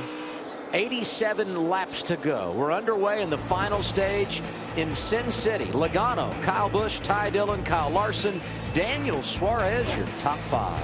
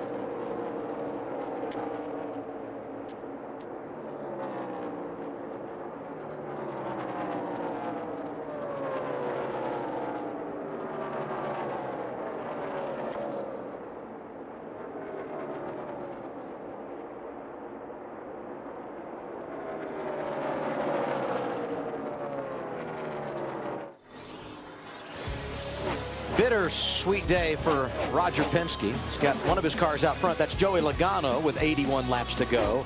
His other, Brad Keselowski, is 27th, 1 lap down, and here's the reason why. Last pit stop, they had a problem. Definitely better. Thank you. Sorry about that. Was it a loose one? Talk to me, Greg. What happened here? Left rear, Brad. Left rear was loose. Copy that. Was it bad? Yes, sir. Yes, sir. I said their last pit stop. It was actually 2 stops ago when they had the lug nut issue. He returned to pit road at lap 108, and that's why he's a lap down right now. Yeah, you could see when he came back in and they were changing tires that the guy on the left rear was taking a lot of time to make sure that the lug nuts got pulled up tight against the wheel. Once you have a loose wheel and it messes up the studs, it's hard to keep the wheels tight. So they did a really nice job there of taking a little extra time to make sure they got it on tight. Brad's trying to race his way back into contention. Adam, he's trying to get to the lucky dog position. Rouse Chastain in 25th currently is the first guy a lap down, so Brad's got some ground to make up. Tell you what, though, that car, since he put those tires on, has been really fast. Kyle Busch is second right now. He's had a good afternoon, a second behind Joey Logano. What do you say, Chris? Yeah, Kyle Busch doing everything he can to try and chase down that 12 car. A couple laps ago, he did say, I got into the wall. Guys, I killed the car. Team came to life, got up on the wall, expected him to come to pit lane, but he kept it out of the racetrack and said, actually, it doesn't feel that bad. And the team has said, hey, doesn't look like you've got a tire rub. Keep it out there. You still got some good times.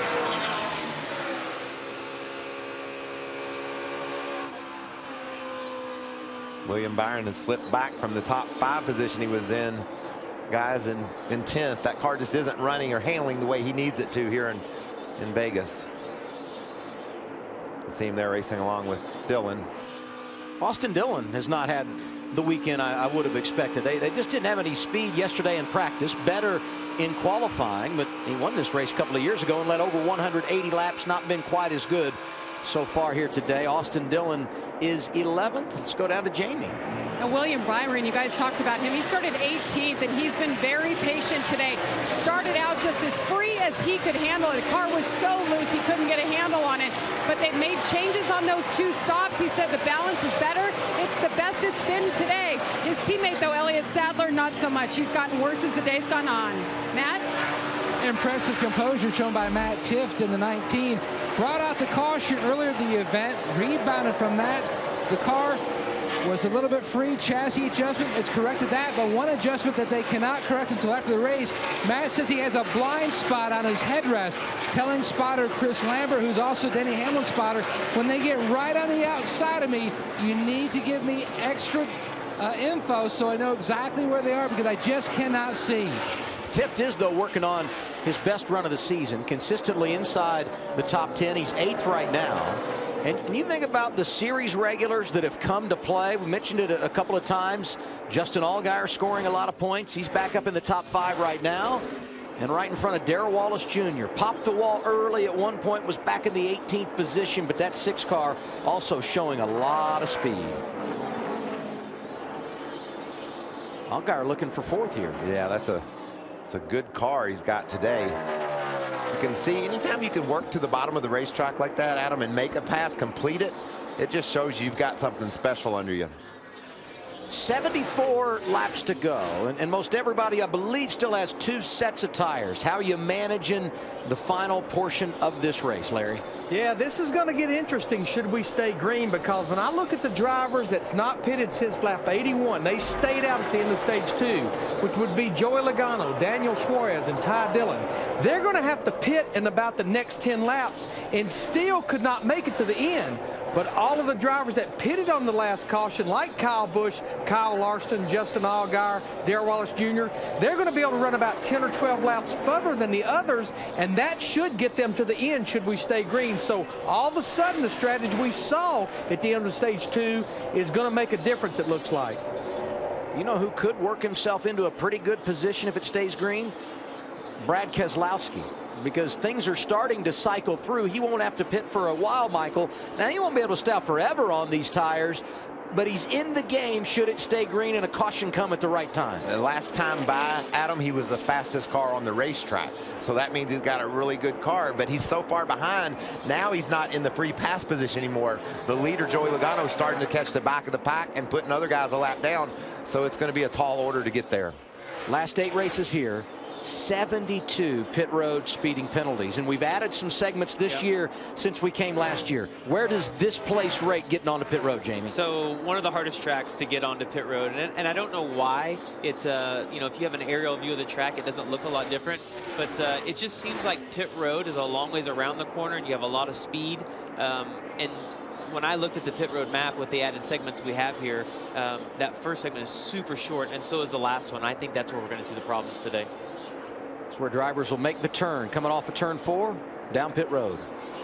Yeah, and this stop is the money stop. We saw what the final stop, how it changed the complexion of the Atlanta race last Sunday, and you make a mistake here, it's too late to make it up. I'd say one thing that I see that I really like, and it's something that everyone in the motorhome is watching right now is looking at, is how black the racetrack is getting. There's a lot of rubber being laid down, and that's something that we have asked Goodyear for is a tire that starts off fast, has a lot of fall off, and also lays a lot of rubber down. And when I see some of these shots on TV, it's literally black from the bottom to the top, and I see guys continuing, like the 23 cars right against the wall in 1 and 2, continuing to run that line up higher, and that's just going to be great for tomorrow. He's making ground up there too. Yeah, he's doing right, a really good right job. next to the wall, higher than we've seen anyone, and he's making some good time up there. Joey Logano leading this thing. Lap 81 is the last time that he came down pit road. What's their thought process here on strategy, Chris? Well, Adam just checked with his crew chief, Ryan Wilson. He said we could go probably another 15 to 20 laps on this run, which would put us in a window to make it on one more stop here. So this team feeling confident that when they come, that'll be their last time. We've had a lot of green flag laps since lap 81. They wouldn't be able to do it on one more stop. We've had enough caution laps that opens the door for them to get into their window. That's good news. 68 laps remaining in Vegas.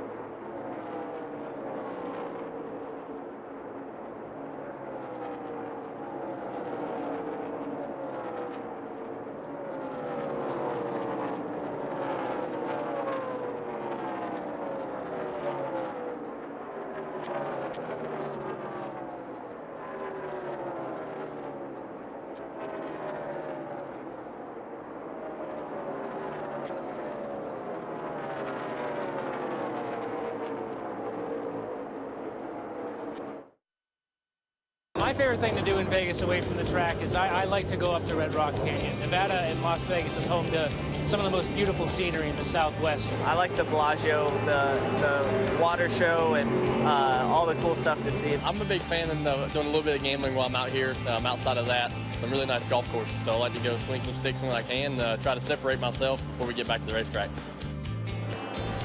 And Daniel Hemrick, even though he's a rookie, 26 years old, so he's fine to head into the casinos, and it's perfectly legal. Kenny Wallace found some guys that weren't. See Spencer Gallagher coming down pit road. Would be a scheduled green flag pit stop, I anticipate, with 62 to go. Starting to get close to that window where these drivers have to come in, because it was over 50 laps ago when a lot of these guys made their last pit stop. The lead's really tightening up, Adam. Kyle Busch and Kyle Larson are both closing down on Logano as green flag pit stops begin. Darrell Wallace Jr. was able to get around Justin Allgaier, the 6 car, now up in 4th. Think we'll have any speeders here, Jamie? I don't know. It's It's a tough pit road to get on, and like I say, I think in that first or last segment, if somebody gets caught, that's where it will be. NASCAR let us run pit road and show us the segment times, so everyone had a pretty good idea what they had. It just depends on how bad the guys want to push it. Pit stop's underway, Chris. Daniel Suarez, crew chief, told me earlier today our fuel window is 60 laps, so right on that edge by coming now. Suarez saying that car just a little bit loose late in the run. Yeah, he'd slip back outside the top 5. Talking about Daniel Suarez. Brandon Jones is in, Matt. He slid it to a stop, clean windshield for the rest of the run to the finish. Air pressure change on the 33. His car was swinging back from being tight to being free here on the 33. To Jamie. And William Byron saying to his team he needs to hug that yellow line for any grip. It's the only place his car likes it to get the grip. 4 tire stop here. Air pressure adjustment and a chassis adjustment has already been done. Back to you, Matt. And the 16 of Ryan Reed is in. You can see they've already serviced the right side of the race car. Now putting fuel in. His car had been free. It really got much more free near the end of this run. Air pressure change in the 16. These are scheduled green flag stops, but they're happening with 58 to go. That's the outer edge of the fuel window. This is going to be really interesting for the stretch run. Here's Kyle Busch, Chris. Yeah, we can see a little bit of that damage on the right side of the car. That was what Kyle Busch was talking about earlier. Coming a little bit off schedule here. They were going to wait until the 12 car came in, coming in early now. Kyle Busch still saying his car pretty good. A little bit loose late in the run. And now we can see the 12 car leader, Joey Logano, coming down pit lane, having a good run here. 55 to go, well within that fuel window. Joey Logano very happy with his race car today, not expecting any changes on this stop.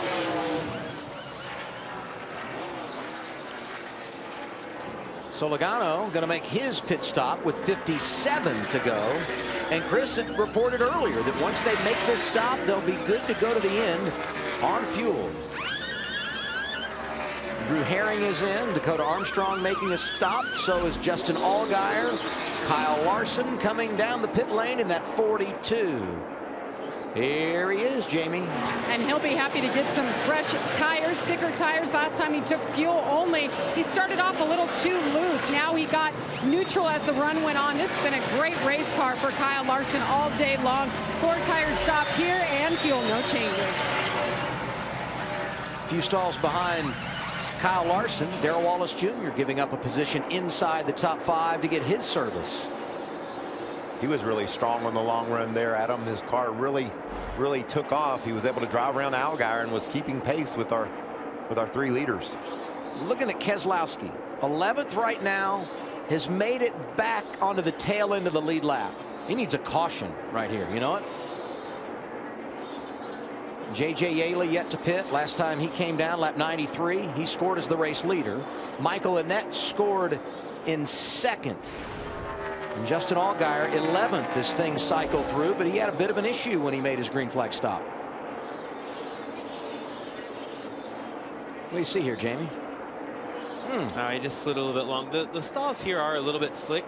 I saw a lot of guys practice getting in and out of their stalls. You're just trying to get the most you can, and you don't really know what happened prior to him coming into the screen there. It could have wheel hopped, is why he couldn't get on the brakes, but slid and had to back up, and it's 3 or 4 seconds to do that. See some cars here going around Brad Keselowski on his older tires. J.J. Yaley had stayed out. He's got a good run going today, Adam. He's got a fast car, and he stayed out and got the lead, Matt. And J.J. Yaley, like you mentioned, great run by that 14 car. New sponsors this year. They've added some sponsors, kept some from last year. Great paint scheme. He was pretty pumped up at Daytona, just hoping to continue to progress with this team. Air pressure change on the 14. A little bit of a slower stop here. Work finally complete, and he's away. J.J. Yaley racing today in Las Vegas, leading laps, some momentum as he heads home next week. He's a Phoenix native, and that's where we'll be next Saturday afternoon, 3:30 Eastern time on Fox. You know, the 18 pitted 1 lap prior to Joey, and I thought he was going to be able to get, he was close enough to him on the track. I thought he was going to be able to get in front of him, but didn't, came out just right behind him, and now is having a hard time getting by. The advantage was like a second when the stops began. It got down to like a 1/4 of a second, but now it's stretched out once again. Half a second advantage for Joey Logano. And we told you about the issues for Justin Allgaier. 8th right now. Here's what they're saying. lost the tire. Right back at it. Sorry about that. Levers are no good. No pressure, buddy. Go get him, man. Worry about later. We'll get him. That's great advice, isn't it? Worry about it later. Yeah, I love hearing that, because in the car you've made a mistake, and he's thinking about that, right? He left pit road and he's thinking about, man, why did I do that? What caused that? What, beating himself up. And so it's so nice to have your crew chief or the spotter come on and say, don't worry about it. We're going to move on, and we'll get him later. And it is a team sport. And we said that earlier when we saw the pit stops and Kyle Larson getting on pit road, his segment times on pit road, and then the amazing job the pit crew did. They were able to beat the 18 out. It's a huge team sport. The loss for Allgaier, the gain for Ryan Reed, who finds himself 6th. And this might be as good a run as he's ever had when you take away those 2 victories at Daytona. Yeah, and when he won his first Daytona race, he was just kind of circumstantially in the right place at the right time. But he drove that car to victory lane this year in Daytona. He did an awesome job. Did an amazing job. And when you can go out there and pull off what he did at Daytona, knowing that you've beat the best at their game, it just gives you confidence. And that confidence is certainly paying off here in Vegas. Like you said, Adam, is as fun as I've seen him run. Solid and fast. He does a really good job in the car, but he also does a nice job. When he does his interviews, he speaks really well. I like him. He's a good kid.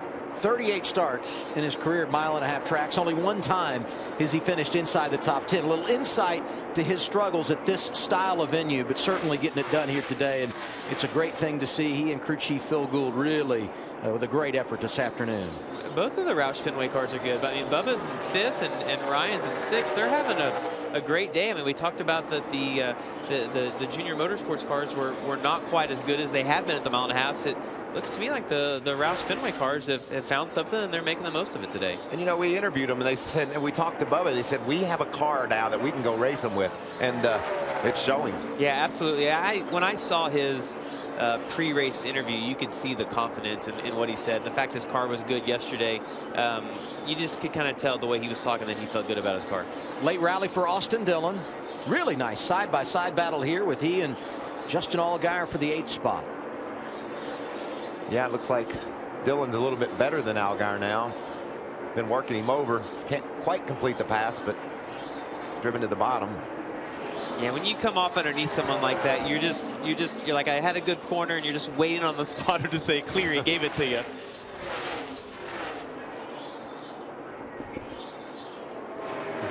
Jamie Little, do you have something down there?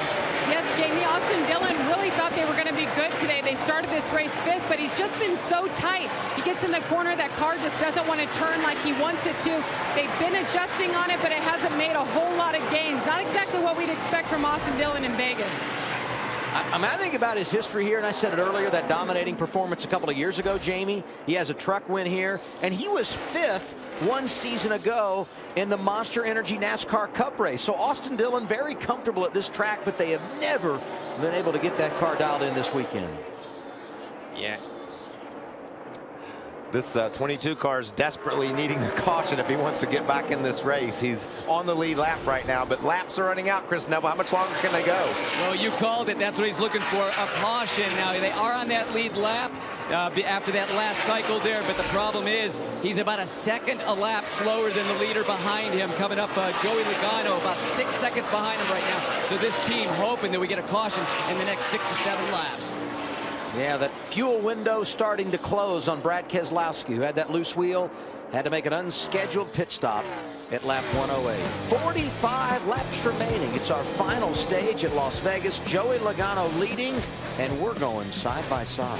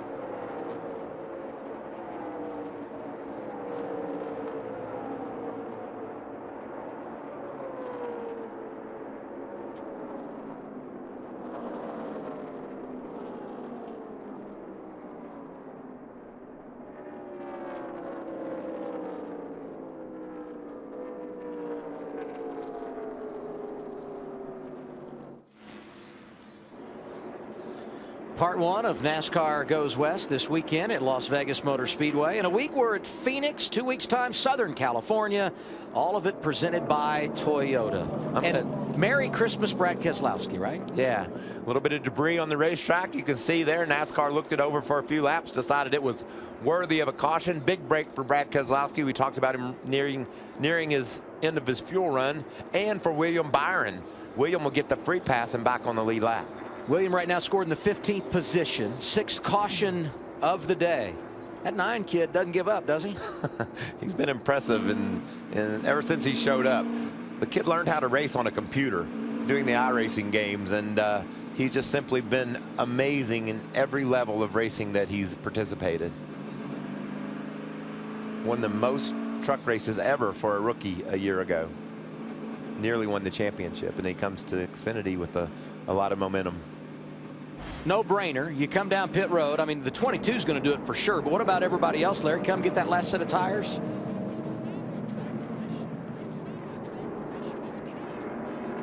You know, I look at Joey Logano here.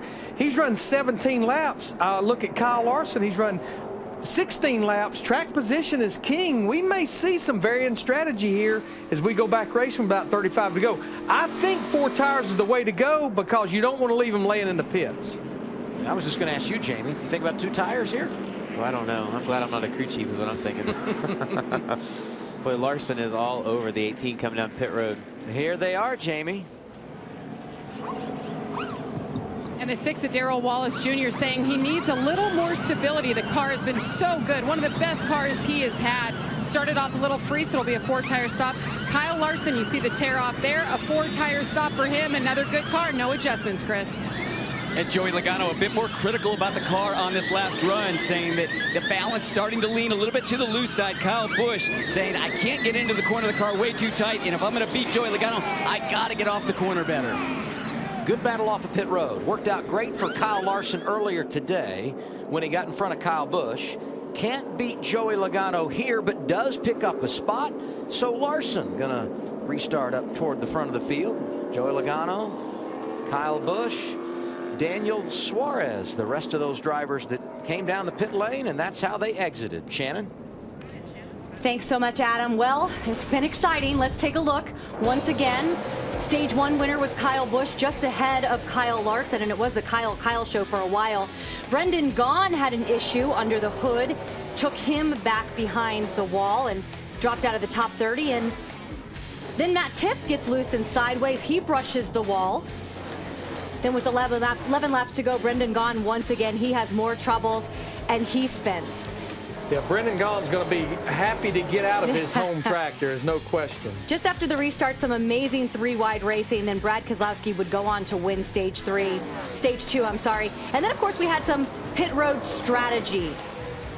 Yeah, actually, Brad Keselowski had to make an unscheduled stop at lap 108 under green for a loose wheel. So really, this caution right here was a total blessing for Brad Keselowski. Yeah, he had his fingers crossed, his toes crossed, ready for that one to come out. But now you said it's just all about racing. Everyone's on the same cycle at this point. Yeah, I mean, and everybody has used all of their sets of tires. So pretty much for the next 30-plus laps, it's just whoever can get both hands and feet up on that steering wheel and get the job done. Strategy is over with now. What do you expect to see right now? We got Logano, Larson, Kyle Busch. I mean, look, my goodness.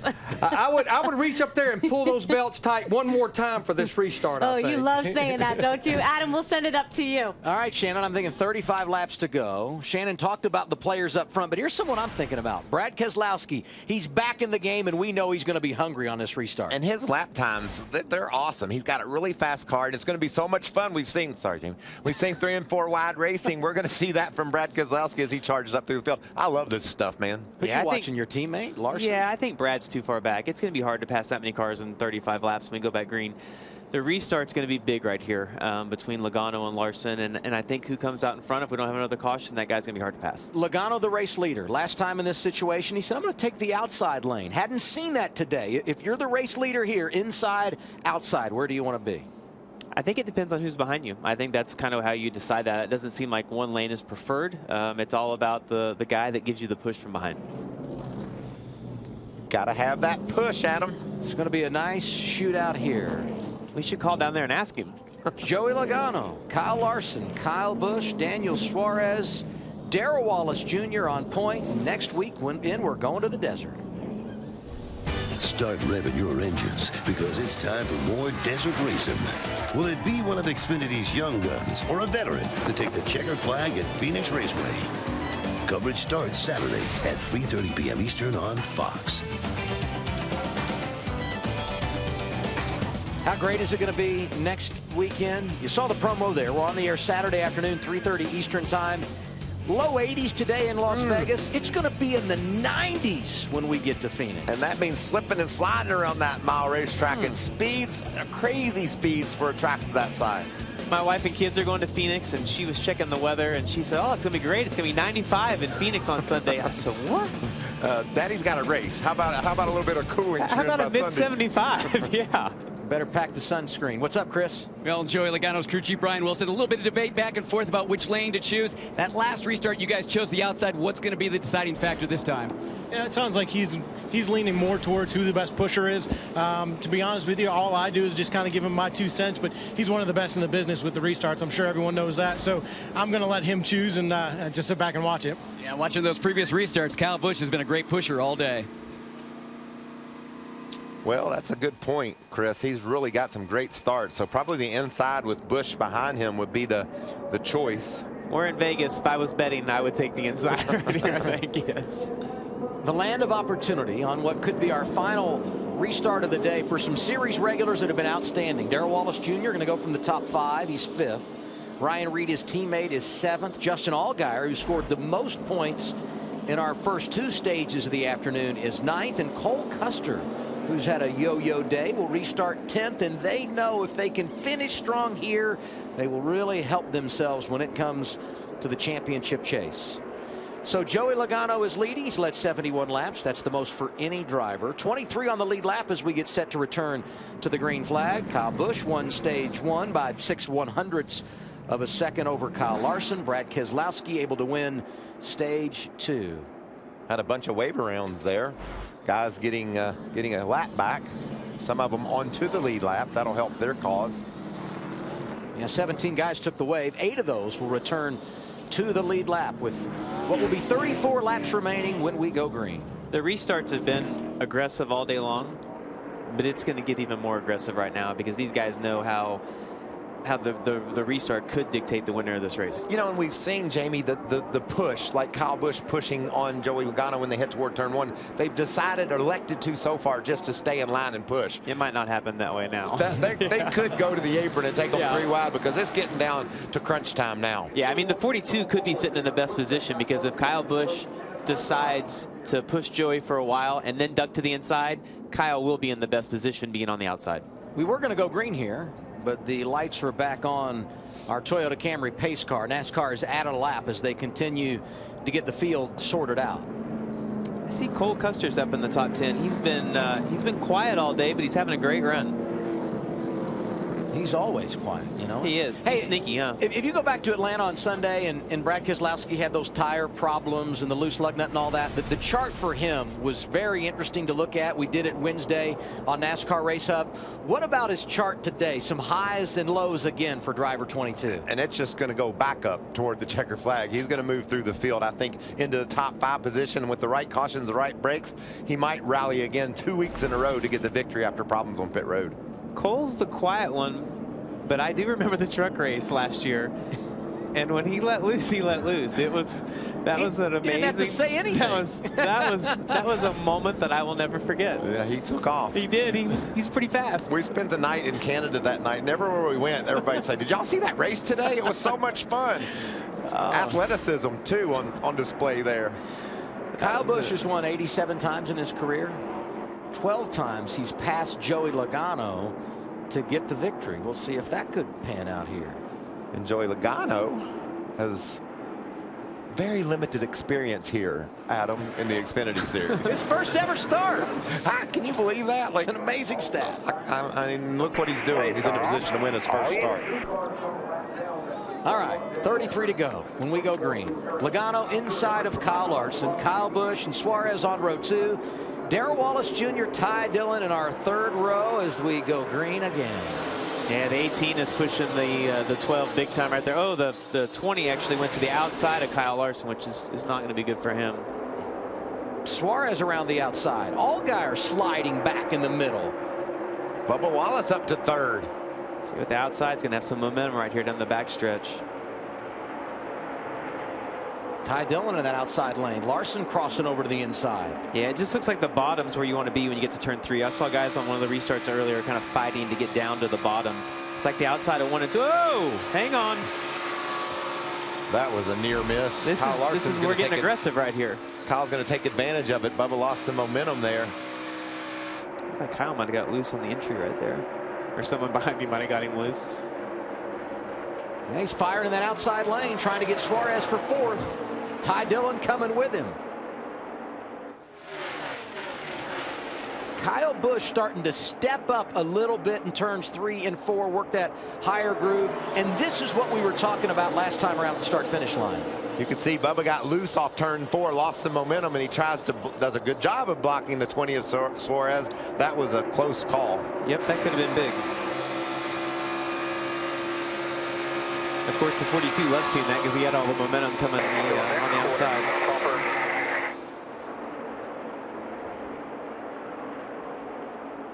Monitoring Brad Keselowski's progress up to 12th. Hold your own here. Ray Black Jr. sliding, 7th caution of the day. Dakota Armstrong around as well. Definitely gonna have flat tires here. Well, Joey has to make that same decision again on who he wants to push him. 18 was a good choice. I don't know now. What are you thinking? I just love, you know, Kyle Larson's aggressiveness on the restart. Yeah. So maybe you switch it up and get up to the top side now. The only thing bad about the top, and I'm sure that the Logano spotter is going to tell him this, is that Larson was on the outside last time and got put in the middle because the guy behind went to the outside. So it might be easier to defend the bottom. Whoa. They didn't give Roy Black Jr. any room. Yeah. Ray Black Jr. I called him Roy last time too. Yeah, Ray Black Jr. Didn't give him any room. Just off by 1 valve, that's all. Oh, blew those tires out too. Wonder if he's got any in the pits. Got some used ones for sure. He's not going to like the ones in the pits, I don't think. And look at that smoke. I mean, these guys cannot see what they're driving into. And you can see Dakota Armstrong late in the going must got hit in the back, and around he went. Ooh. Oh. Martin Waugh. Shooting right up the middle. Who was that? Martin Waugh. His spotter needs to be a little more aggressive. Or maybe he needs to listen closer. Or just let off, yeah. Hey, remember all those drivers that took the wave around? This caution good for them. Also good for Daniel Hemrick. First car 1 lap down. He'll be on the lead lap in 24.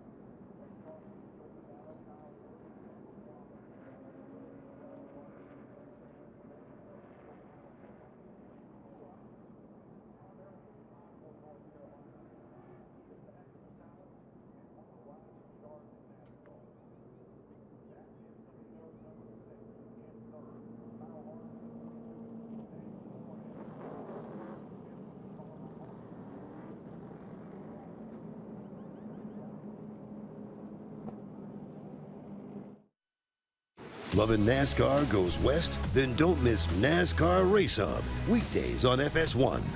This week, Joey Logano and Chad Knaus drop by to give us their take on all the action from Las Vegas.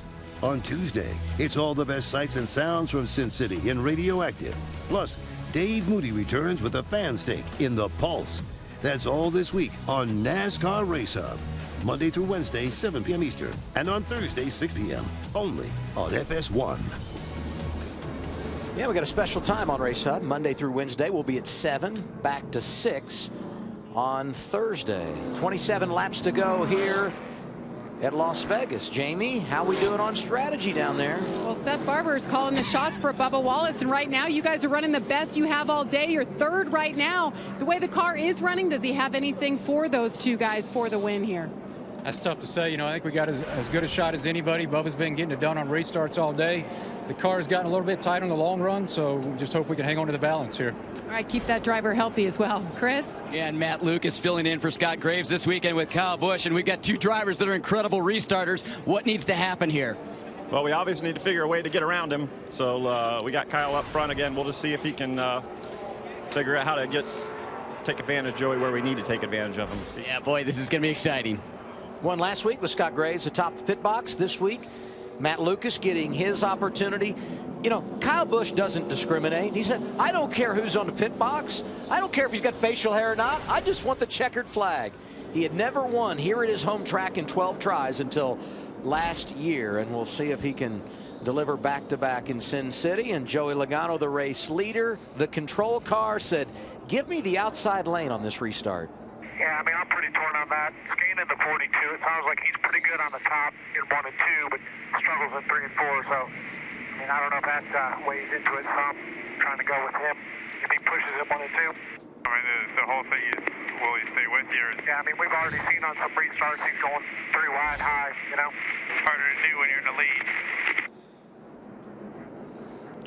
A lot of things to consider, huh, Jamie? That's a big decision because you're the leader and you just don't know what's going to be right. And I think he made the right decision because I think that Kyle will push him. If the 42 goes to the outside of Logano, I don't think he makes it to the lead. He could end up back in 5th if it doesn't work out. So I think Joey's made the right decision. I think Kyle's probably going to push him and try to come out in 2nd and then race him for the win. And then you've got Bubba Wallace, who's all about winning a race. I'm telling you, I think that's going to be a guy to watch right here. If memory serves me correct, this is the 3rd restart with Logano as the control car. Once on the inside, once on the outside. We'll see how he delivers here in that top groove. 25 laps to go as the green flag returns. Yeah, nobody's on anyone's bumper right there, so I don't know that one lane was an advantage over the other. And actually, the 18 might have the advantage right now since there's no push. Ty Dillon trying to take advantage of his teammate. Went to the apron, headed to turn 1. Joey is on the door of the 18 right now, making sure that he gets the run. You don't see that every day. Those guys usually give each other a little bit of room. That was aggressive. And Larson filling the hole. Clear. 42 still running the top. Oh, the 42 might get around the top of him. Clear up, clear up, clear up. Perfect. Perfect. Yeah, that worked out great for him. Spotter Tab Boyd giving him the words he wanted to hear. All clear. Yeah. Well, Joey got that part worked out. Now he just has to hold Kyle for the next 30 laps. Boy, how would you like to be given that assignment? As good as Kyle Busch has been. 199 out of 200 laps led a year ago. Kyle Busch is there. Kyle Larson's there. He's got his mirror full of Kyles. A lot of Kyle. And right behind him, Austin Dillon. Where did he come from up in the top 5 lane? See Brad Keselowski still back there in 12th. Looking outside of that 33 of Brandon Jones. Cole Custer is there. Saw Ty Dillon on board with William Byron. Got somebody in the wall. Brendan Gaughan high off turn 2 again. Just let it end, right? Tough day. Man, that stinks. He just letting it all hang out. And Joey's like, do not throw another caution right now. I do not want another restart.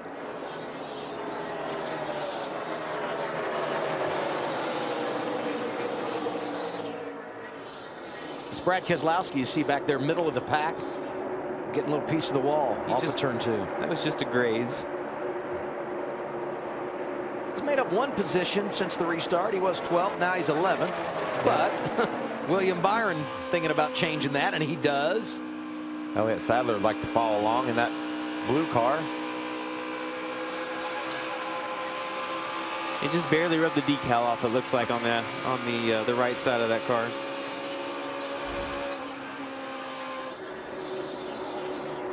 Another battle inside the top 10. Justin Allgaier and Ryan Reed. 2 solid runs for these guys. That's probably another guy that would prefer not to see a caution. Allgaier with problems closing this year and having such a great day. Got a good long run car. Could charge up into the top 5. You know, Wallace got up to 3rd there and was feeling really good about things. Drop kick on the restart. He's 8th right now. Here's a look at why he slid back a little bit. Oh. He just got loose. Oh, still loose. And he's lost all of his momentum now, and so they're probably all the way down the straightaway are going to go by him. Pretty good job to hang on to it, really, in traffic. Yeah, absolutely. Oh. J.J. Yaley. J.J. Yaley. I watched him get loose and couldn't keep. Oh, here comes the whole pack. That was, yeah. 8th caution of the day out here at Las Vegas. Less than 20 laps to go, and Logano going to have to make that decision again, inside or outside. I'm taking the inside this time.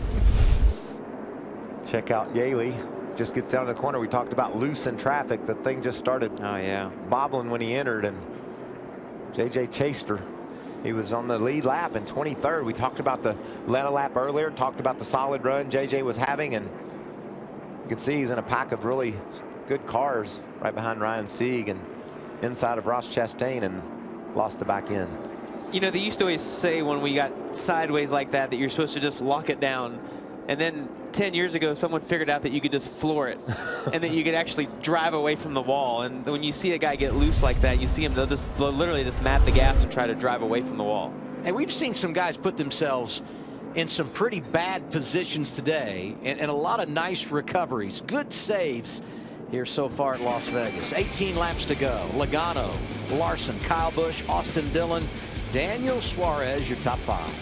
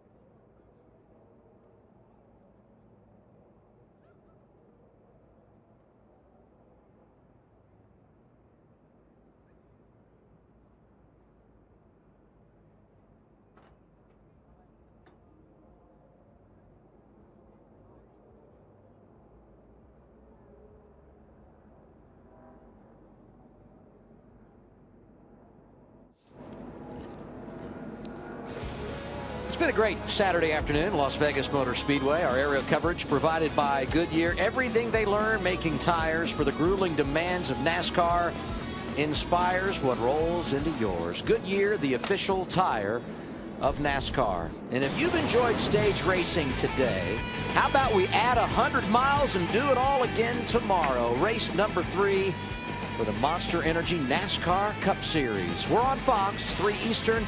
You can watch it live at Fox Sports Go. Brad Keselowski won this race last year. He's starting on the pole and trying to go back-to-back in 2017. And the Toyotas, who didn't lead a lap last weekend at Atlanta, shocking. But I think Martin Truex Jr. ready to change that tomorrow.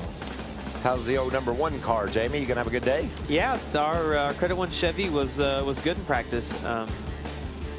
The track changed a lot, I thought, from yesterday in race trim to the first practice today to happy hour. Like I said, the rubber was getting laid down, and as it got hot this afternoon, it got slick. I think it's going to be a really good race tomorrow. So we're just past 6:30 on the East Coast. 16 laps to go. And the Boyd Gaming 300. I think at 15 laps to go as they came across the start-finish line. And if you're just joining us, Stage 1 today went to Kyle Busch. He led the first 48 laps. Kyle Larson won the battle off the pit road after Stage 1. Brad Keselowski got hot. He won Stage 2. He had an issue with a wheel, and his teammate Joey Logano caught fire. Logano's led the most laps, being out front for 91 circuits. We're under caution for the 8th time, and Logano's got a decision to make once again, inside or outside for the restart. I tell you what, the past few restarts you've been up top, it's looked really good. I would just stick with what's working right there. I'd feel better if we just stay with what's going good there. And if we get beat, but it's been going good. Yeah, the only thing that scares me is how good of a pusher 18 is. Yes. That would scare me too, because Kyle's got some amazing restarts. Yeah, absolutely. And I mean, he's in the same position he was last time. I agree with his crew chief that the outside is probably going to be better, because on the last restart there was no pushing, even though the 18 was in 3rd, and being on the outside is what got him the huge run down the backstretch. So I think you got to go the outside. But what Joey's wanting right now is for the spotter and for the crew chief to all think the same thing that he's thinking, so that it's not like a 50-50 decision. All right, so Joey Logano leading this thing. A lot of decisions to make. Are they anxious down there in the 12 camp, Chris? They're very anxious down here. Lots of debate about which lane to choose. And Joey Logano's spotter, Tab Boyd, telling him, hey, the 18, Kyle Busch, says he would rather push you than the 42. Joey came back over the radio and said, why would he rather push me? Yeah, I'd like to know more of that myself. There's a look at Brian Wilson. Started out the 2016 season crew chiefing the 22, moved to a little bit of a different role, helping develop these cars. And I think his work behind the scenes is why you've seen Team Penske with a lot more speed this year. And when you go back to last year, Joey Logano 2-0 driving this 12 car, got to victory lane at Watkins Glen, and an unbelievable restart late at Charlotte when he was able to get it done. You know, as I'm watching them come down the backstretch, I think Kyle Larson's the happiest right now, because he's like, man, I got the inside and I got Kyle Busch behind me, and I'm in 2nd. The land of opportunity for Kyle Larson. Logano outside lane, Larson going to be inside. Kyle Busch, Austin Dillon on row 2. Then it's Suarez and Allgaier. Going to be 13 laps to go when we go green, and there will be 25 cars on the lead lap. Our 8th caution giving the free pass to Drew Herring.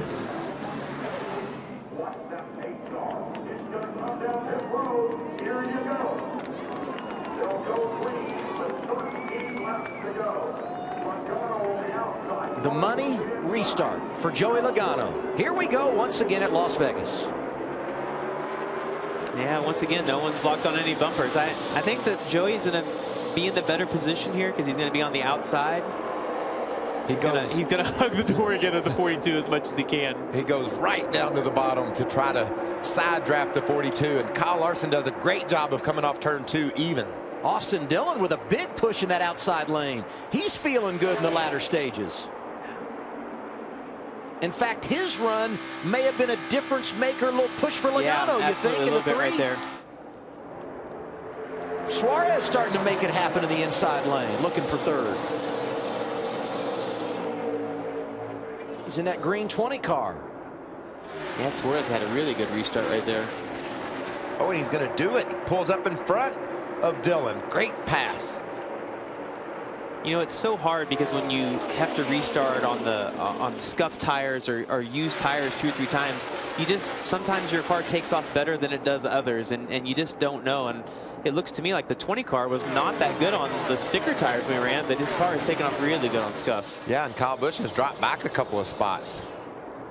I don't think he's been overly happy with his car all day long. Obviously, he's a great driver and got a lot of speed and can overcome some handling difficulties, but just not the car that he's looking for today.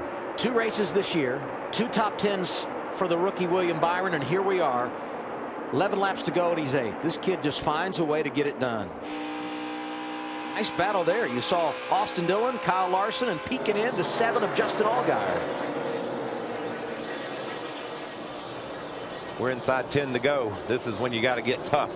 Allgaier wants that spot. If he could get up there and finish 4th, how good would he feel going to Phoenix next weekend? Went from a rough start to thinking championship, right, Adam? Knowing you can have a day like this. Look, here comes Bubba, too.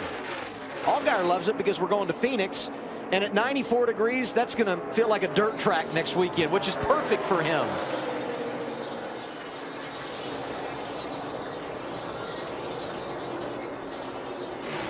Logano is just glued to the bottom of both ends. It seems like his car is obviously really working well right now. The 42's trying to work a little bit. Ooh, got a spinner. Yeah, contact for a couple of rookies. Spencer Gallagher, Matt Tifft, he's trying to save it. No caution yet. There it is. 9th yellow flag of the afternoon. Here we go. We get to do it all over again. All good to roll there. You know, Jamie, I love Joey, being up here. I love being up here with you because I know you're thinking, if you're the driver, nobody crash, please. Right. Let's just Absolutely. run the thing out.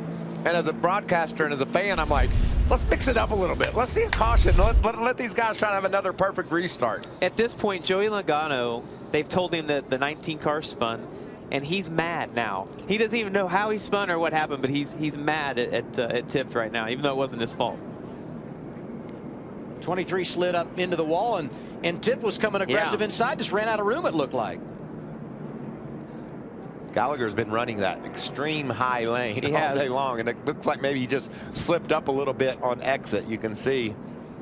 This is one of those tracks when you get too high, the track's actually dirty. There's at a place like Atlanta, the higher you get, it just has grip. Like it's even though it's dirty, it's got a lot of grip. Here, when you get high, it actually gets a little bit slick, so you have to kind of slowly work your way up. And I think you can see the little bit of dust coming off the back of Spencer's car, and yeah, it just ran out of room. Look at the job that Cole Custer does there, right in the middle of that mess, and he was able to sneak through. Sneaky Cole.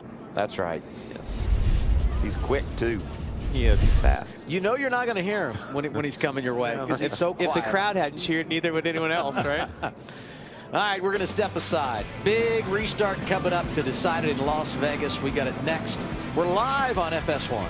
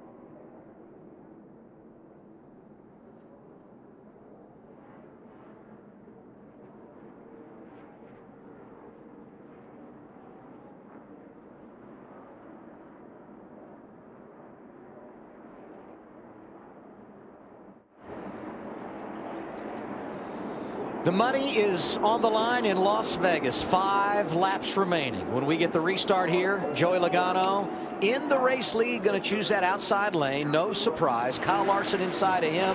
Keep your eye on Daniel Suarez restarting. I agree. Third.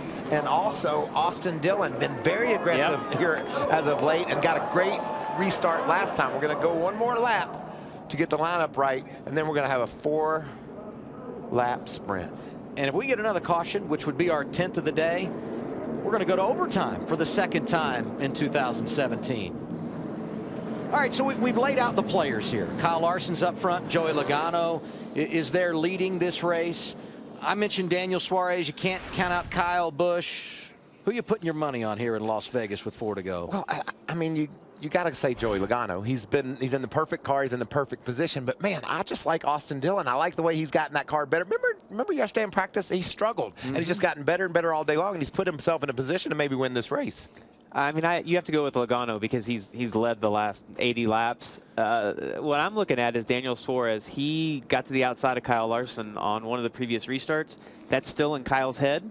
And I think he's going to do it again on this restart, so it's going to be exciting. How about the psychology for the race leader who's had to endure so many restarts? Does that wear on Joey Logano here, Jamie? Well, the last restart, he didn't clear him going down the backstretch. It took all the way into turn 3, and that's a little bit more nerve-wracking than the previous one where he cleared him like halfway down. What I love about NASCAR is you've got to be nearly perfect all day long. He's done a perfect job up to this point. He's got to do it one more time.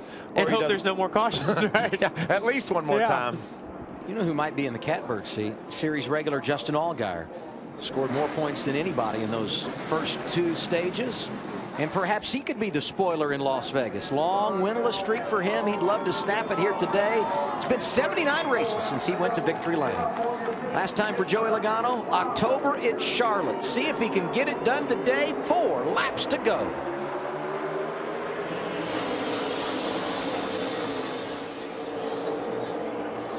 You talked about Allgaier. Look at that big push he gives Austin Dillon. And Larson looking good in that lower lane. Yeah, I just think the 12's going to have such a run down the backstretch. Well, he's not going to clear him, though. They're going to have to race off into turn 3. Austin Dillon's going to play a factor in this right here. Last time he really pushed Joey Logano out front, did Austin Dillon. Just going to clear him off turn 4. That outside's been good for him. I mean, it's worked, and he's stuck with it the last 3 restarts, and it's paid off. Well, no way he's going to put Larson up there with 4 to go, right? You would never put Kyle to your outside. That is a fact. You know, the other thing that's hard to appreciate is that they're running definitely wide open through turns 1 and 2. And probably, I would say Joey was almost wide open on the outside of 3 and 4. It's hard to hang on to the car with that much throttle. They're 3 wide into the corner. This could get tight. Brad Keselowski trying to get back to the top 10 after all the problems he's had today. Meanwhile, his teammates, he's 2 laps to go to victory. I tell you what, Elliott Sadler, end of the day, here he comes. He's going to have a solid finish. How about the veteran? He's worked on that car all day long, and now he's in a position to get a top 10. Junior Motorsports has 3 cars in the top 10. We didn't talk about them much in the first half of the race. Great day for Allgaier, Byron, and Sadler battling back. Well, those guys have done a good job as race teams to race their way to get the best finish they can, and they deserve that. White flag is out. 1 lap to go. Sponsored by Credit One Bank. Here's Joey Logano into turn 1 for the final time. I'm pretty sure that Credit One Bank at this point would like to see a big finish at the end. I think they would. That would be a good finish for their driver. No caution, despite the issue down in turns 1 and 2. Larson closing in, but he's not going to get there. Logano 2-0 in the 12 car last year. He's going to start 2017 1-0. First start at Las Vegas. Joey Logano, a winner. Well, Joey earned that. Hey, there was a lot of tough restarts at the end. That was a great job he did today. Good job. Happy for Brian Wilson. Good job there, Logano. You are the man. That was awesome. A lot of stress at the end of this one for Brian Wilson, making sure that they worked together and made the right decision, and Joey just sat in there and is as cool as he ever was. Brian's a humble guy. He's worked really, really hard behind the scenes, and cool to see him getting the fruits of his labor. A winner today with Joey Logano at Las Vegas, the 3rd for Team Penske at this track by a 3rd different driver Career win number 28 for Joey Logano, and here's what we were talking about down in turns 1 and 2. Ooh, final lap. Well, there just wasn't enough room for all that. I won't really blame that on anyone. Ryan Reed had a big run, and he's trying to get all the positions he can. It was just they were 4 wide, and Ty came out on the bad end of that. Now Ty sprung down to the inside. William Byron also got a piece of it. Went from inside the top 10 back to 14th. They were racing for 10th when they made contact. Tell you what, that's a long burnout. That's a nice one there. He's doing a great job. Logano delivered the victory. Now the celebration is on in Sin City.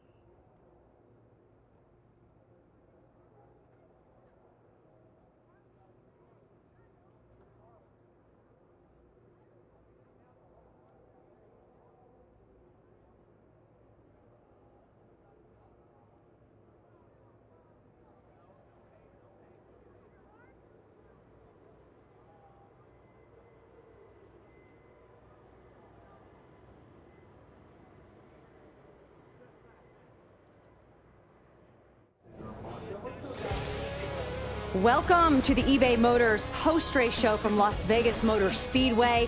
What a race for Joey Logano. Survived those late restarts for 106 laps. Now let's go down to Victory Lane where Chris Neville is with Joey Logano.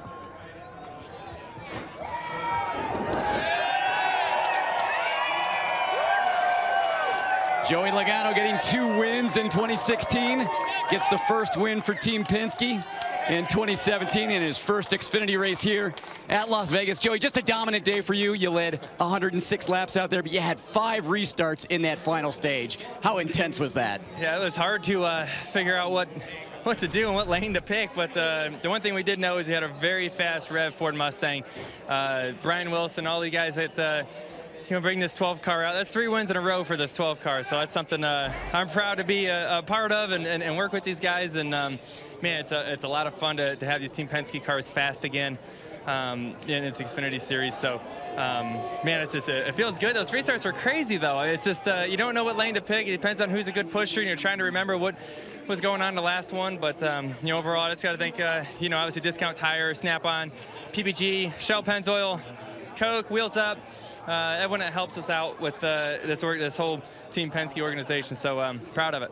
Great way to start the West Coast run. Jamie? Well, Kyle Larson, what a day he had. Finishes second. You led 33 laps today. Seems like your car was pretty good, better than most all day long. But where was Joey just a little better at the end? Yeah, I thought Joey and I were pretty equal. I think just clean air was big. When I was out front, I could pull away similar to how he was. So, I needed probably some longer runs there. We just kept getting cautions at the end. Maybe needed some lap traffic for sure. But all in all, a good day. The Credit One Bank Chevy was way better than I thought it would be going into the day. We were really good through the bumps, where yesterday we struggled. So that made it a lot of fun. We were able to run the bottom. And then there, towards the end of the race, I could move up and run the top in 1 and 2. So happy about that. Had some good restarts there late. Almost cleared him a couple times, but he had the momentum. Great day for Kyle Larson. He'll start 5th tomorrow in the Cup race. What a day for Daniel Suarez. 8 straight top 5 finish on a 1.5-mile racetrack. When you look back to today, what stands out to you as being the most fun? I think restarts. Restarts are always fun with all these guys. The fun part is that a lot of these guys, they're racing just for the win, just like myself right now, and they are very aggressive. They're just moving forward, and if a mistake happens, it happens. But overall, I want to thank everyone in this team, the 20 Toyota Camry Intercept batteries, Norm Miller to help this program in the Xfinity Series, Peak that now is going to support a couple races here with us, and Juniper Networks as well is going to help us in the Xfinity program. I'm very happy and excited to keep racing in this great series. Solid 3rd for Daniel today. Well, Matt, Daniel Suarez is right. A lot of guys just racing for the victory, just the W. But how about these guys? They're racing for a win, but they're also racing for points. We didn't say Elliott Sadler's name a lot today, but you see he's still on top of those standings. Ryan Reed, who won at Daytona, is 2nd. You gotta give a lot of credit to William Byron, who's hanging in 3rd, and Darrell Wallace Jr., you talked about him, Larry, in the pre-race show today, but for him to battle through that illness and be able to do that, a top 10 finish for Wallace today, what a great job. Yeah, that's back-to-back 6th-place finishes, but yeah, Elliott Sadler battled all day long, and that's the reason he's still the points leader, another top 10 finish. He was encouraged by that race finish last week at Atlanta and should certainly be encouraged by this one as well. Adam, what are you guys thinking? Well, you look at the points, and you're going to talk about Elliott Sadler, who's at the top, but I'm going to talk about his teammate, the big point gainer today, Justin Allgaier, a much-needed top 5 finish. Yeah, like I said, they struggled out of the gates early this year, but they put things together, and I think you can look at that team as now a group that you're going to have to beat week in and week out. William Byron struggled a bit today, got in that accident on the last lap, gave away some points. We've got some great contenders for this championship in 2017 in the Xfinity Series. Saturday is done. Now we're ready for Sunday. You are starting 10th. What are your thoughts for 400 miles tomorrow? Well, I mean, the track just keeps getting wider, and the fact it's going to be hot tomorrow, it's going to be slick. I look for a lot of the same as we had today. Being up here, it's a little different perspective than what you have watching on TV. There's some amazing racing going on out there, and it was a lot of fun to watch. I had a great time getting to be a part of it. You come see us again anytime. I would love to. I'd love for you to stand up and show everyone how tall that you actually are. Okay, maybe we cheat a little bit. Just a little bit. Time to time, Shannon. Thanks so much, Adam.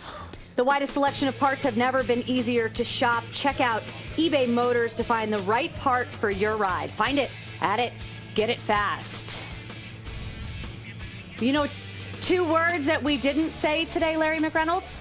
Pit road speeding. That's a lot more than 2 words. Too fast is what I was going to say. Unbelievable. It's all we talked about last week, and no speeding penalties today. Well, and I question, was it going to be a good thing with NASCAR putting the monitor down there for the final practice? But obviously it made a difference, because if you look at our last 8 races here in Xfinity, 72 pit road speeding penalties, and they added a lot of segments. So obviously it made a difference with them being able to see that yesterday. Michael Waltrip talked about this in the pre-race. Last year, Toyota finished 1, 2, 3. This year, they didn't. Yeah, we've been talking. The Ford, Toyota, the gap's being closed, no question. What a start for Ford. They've won the first 2 Cup races, and now they've won 2 out of the 3 Xfinity Series races. Cup guys sitting in those motorhomes right now, what did they learn today from this race? The groove is widening out. You can go 3 wide, maybe not 4 wide, but you can go 3 wide. And you want to start on that outside if the cars are anything like we saw today. Joey Logano stuck to that and was able to get to victory lane.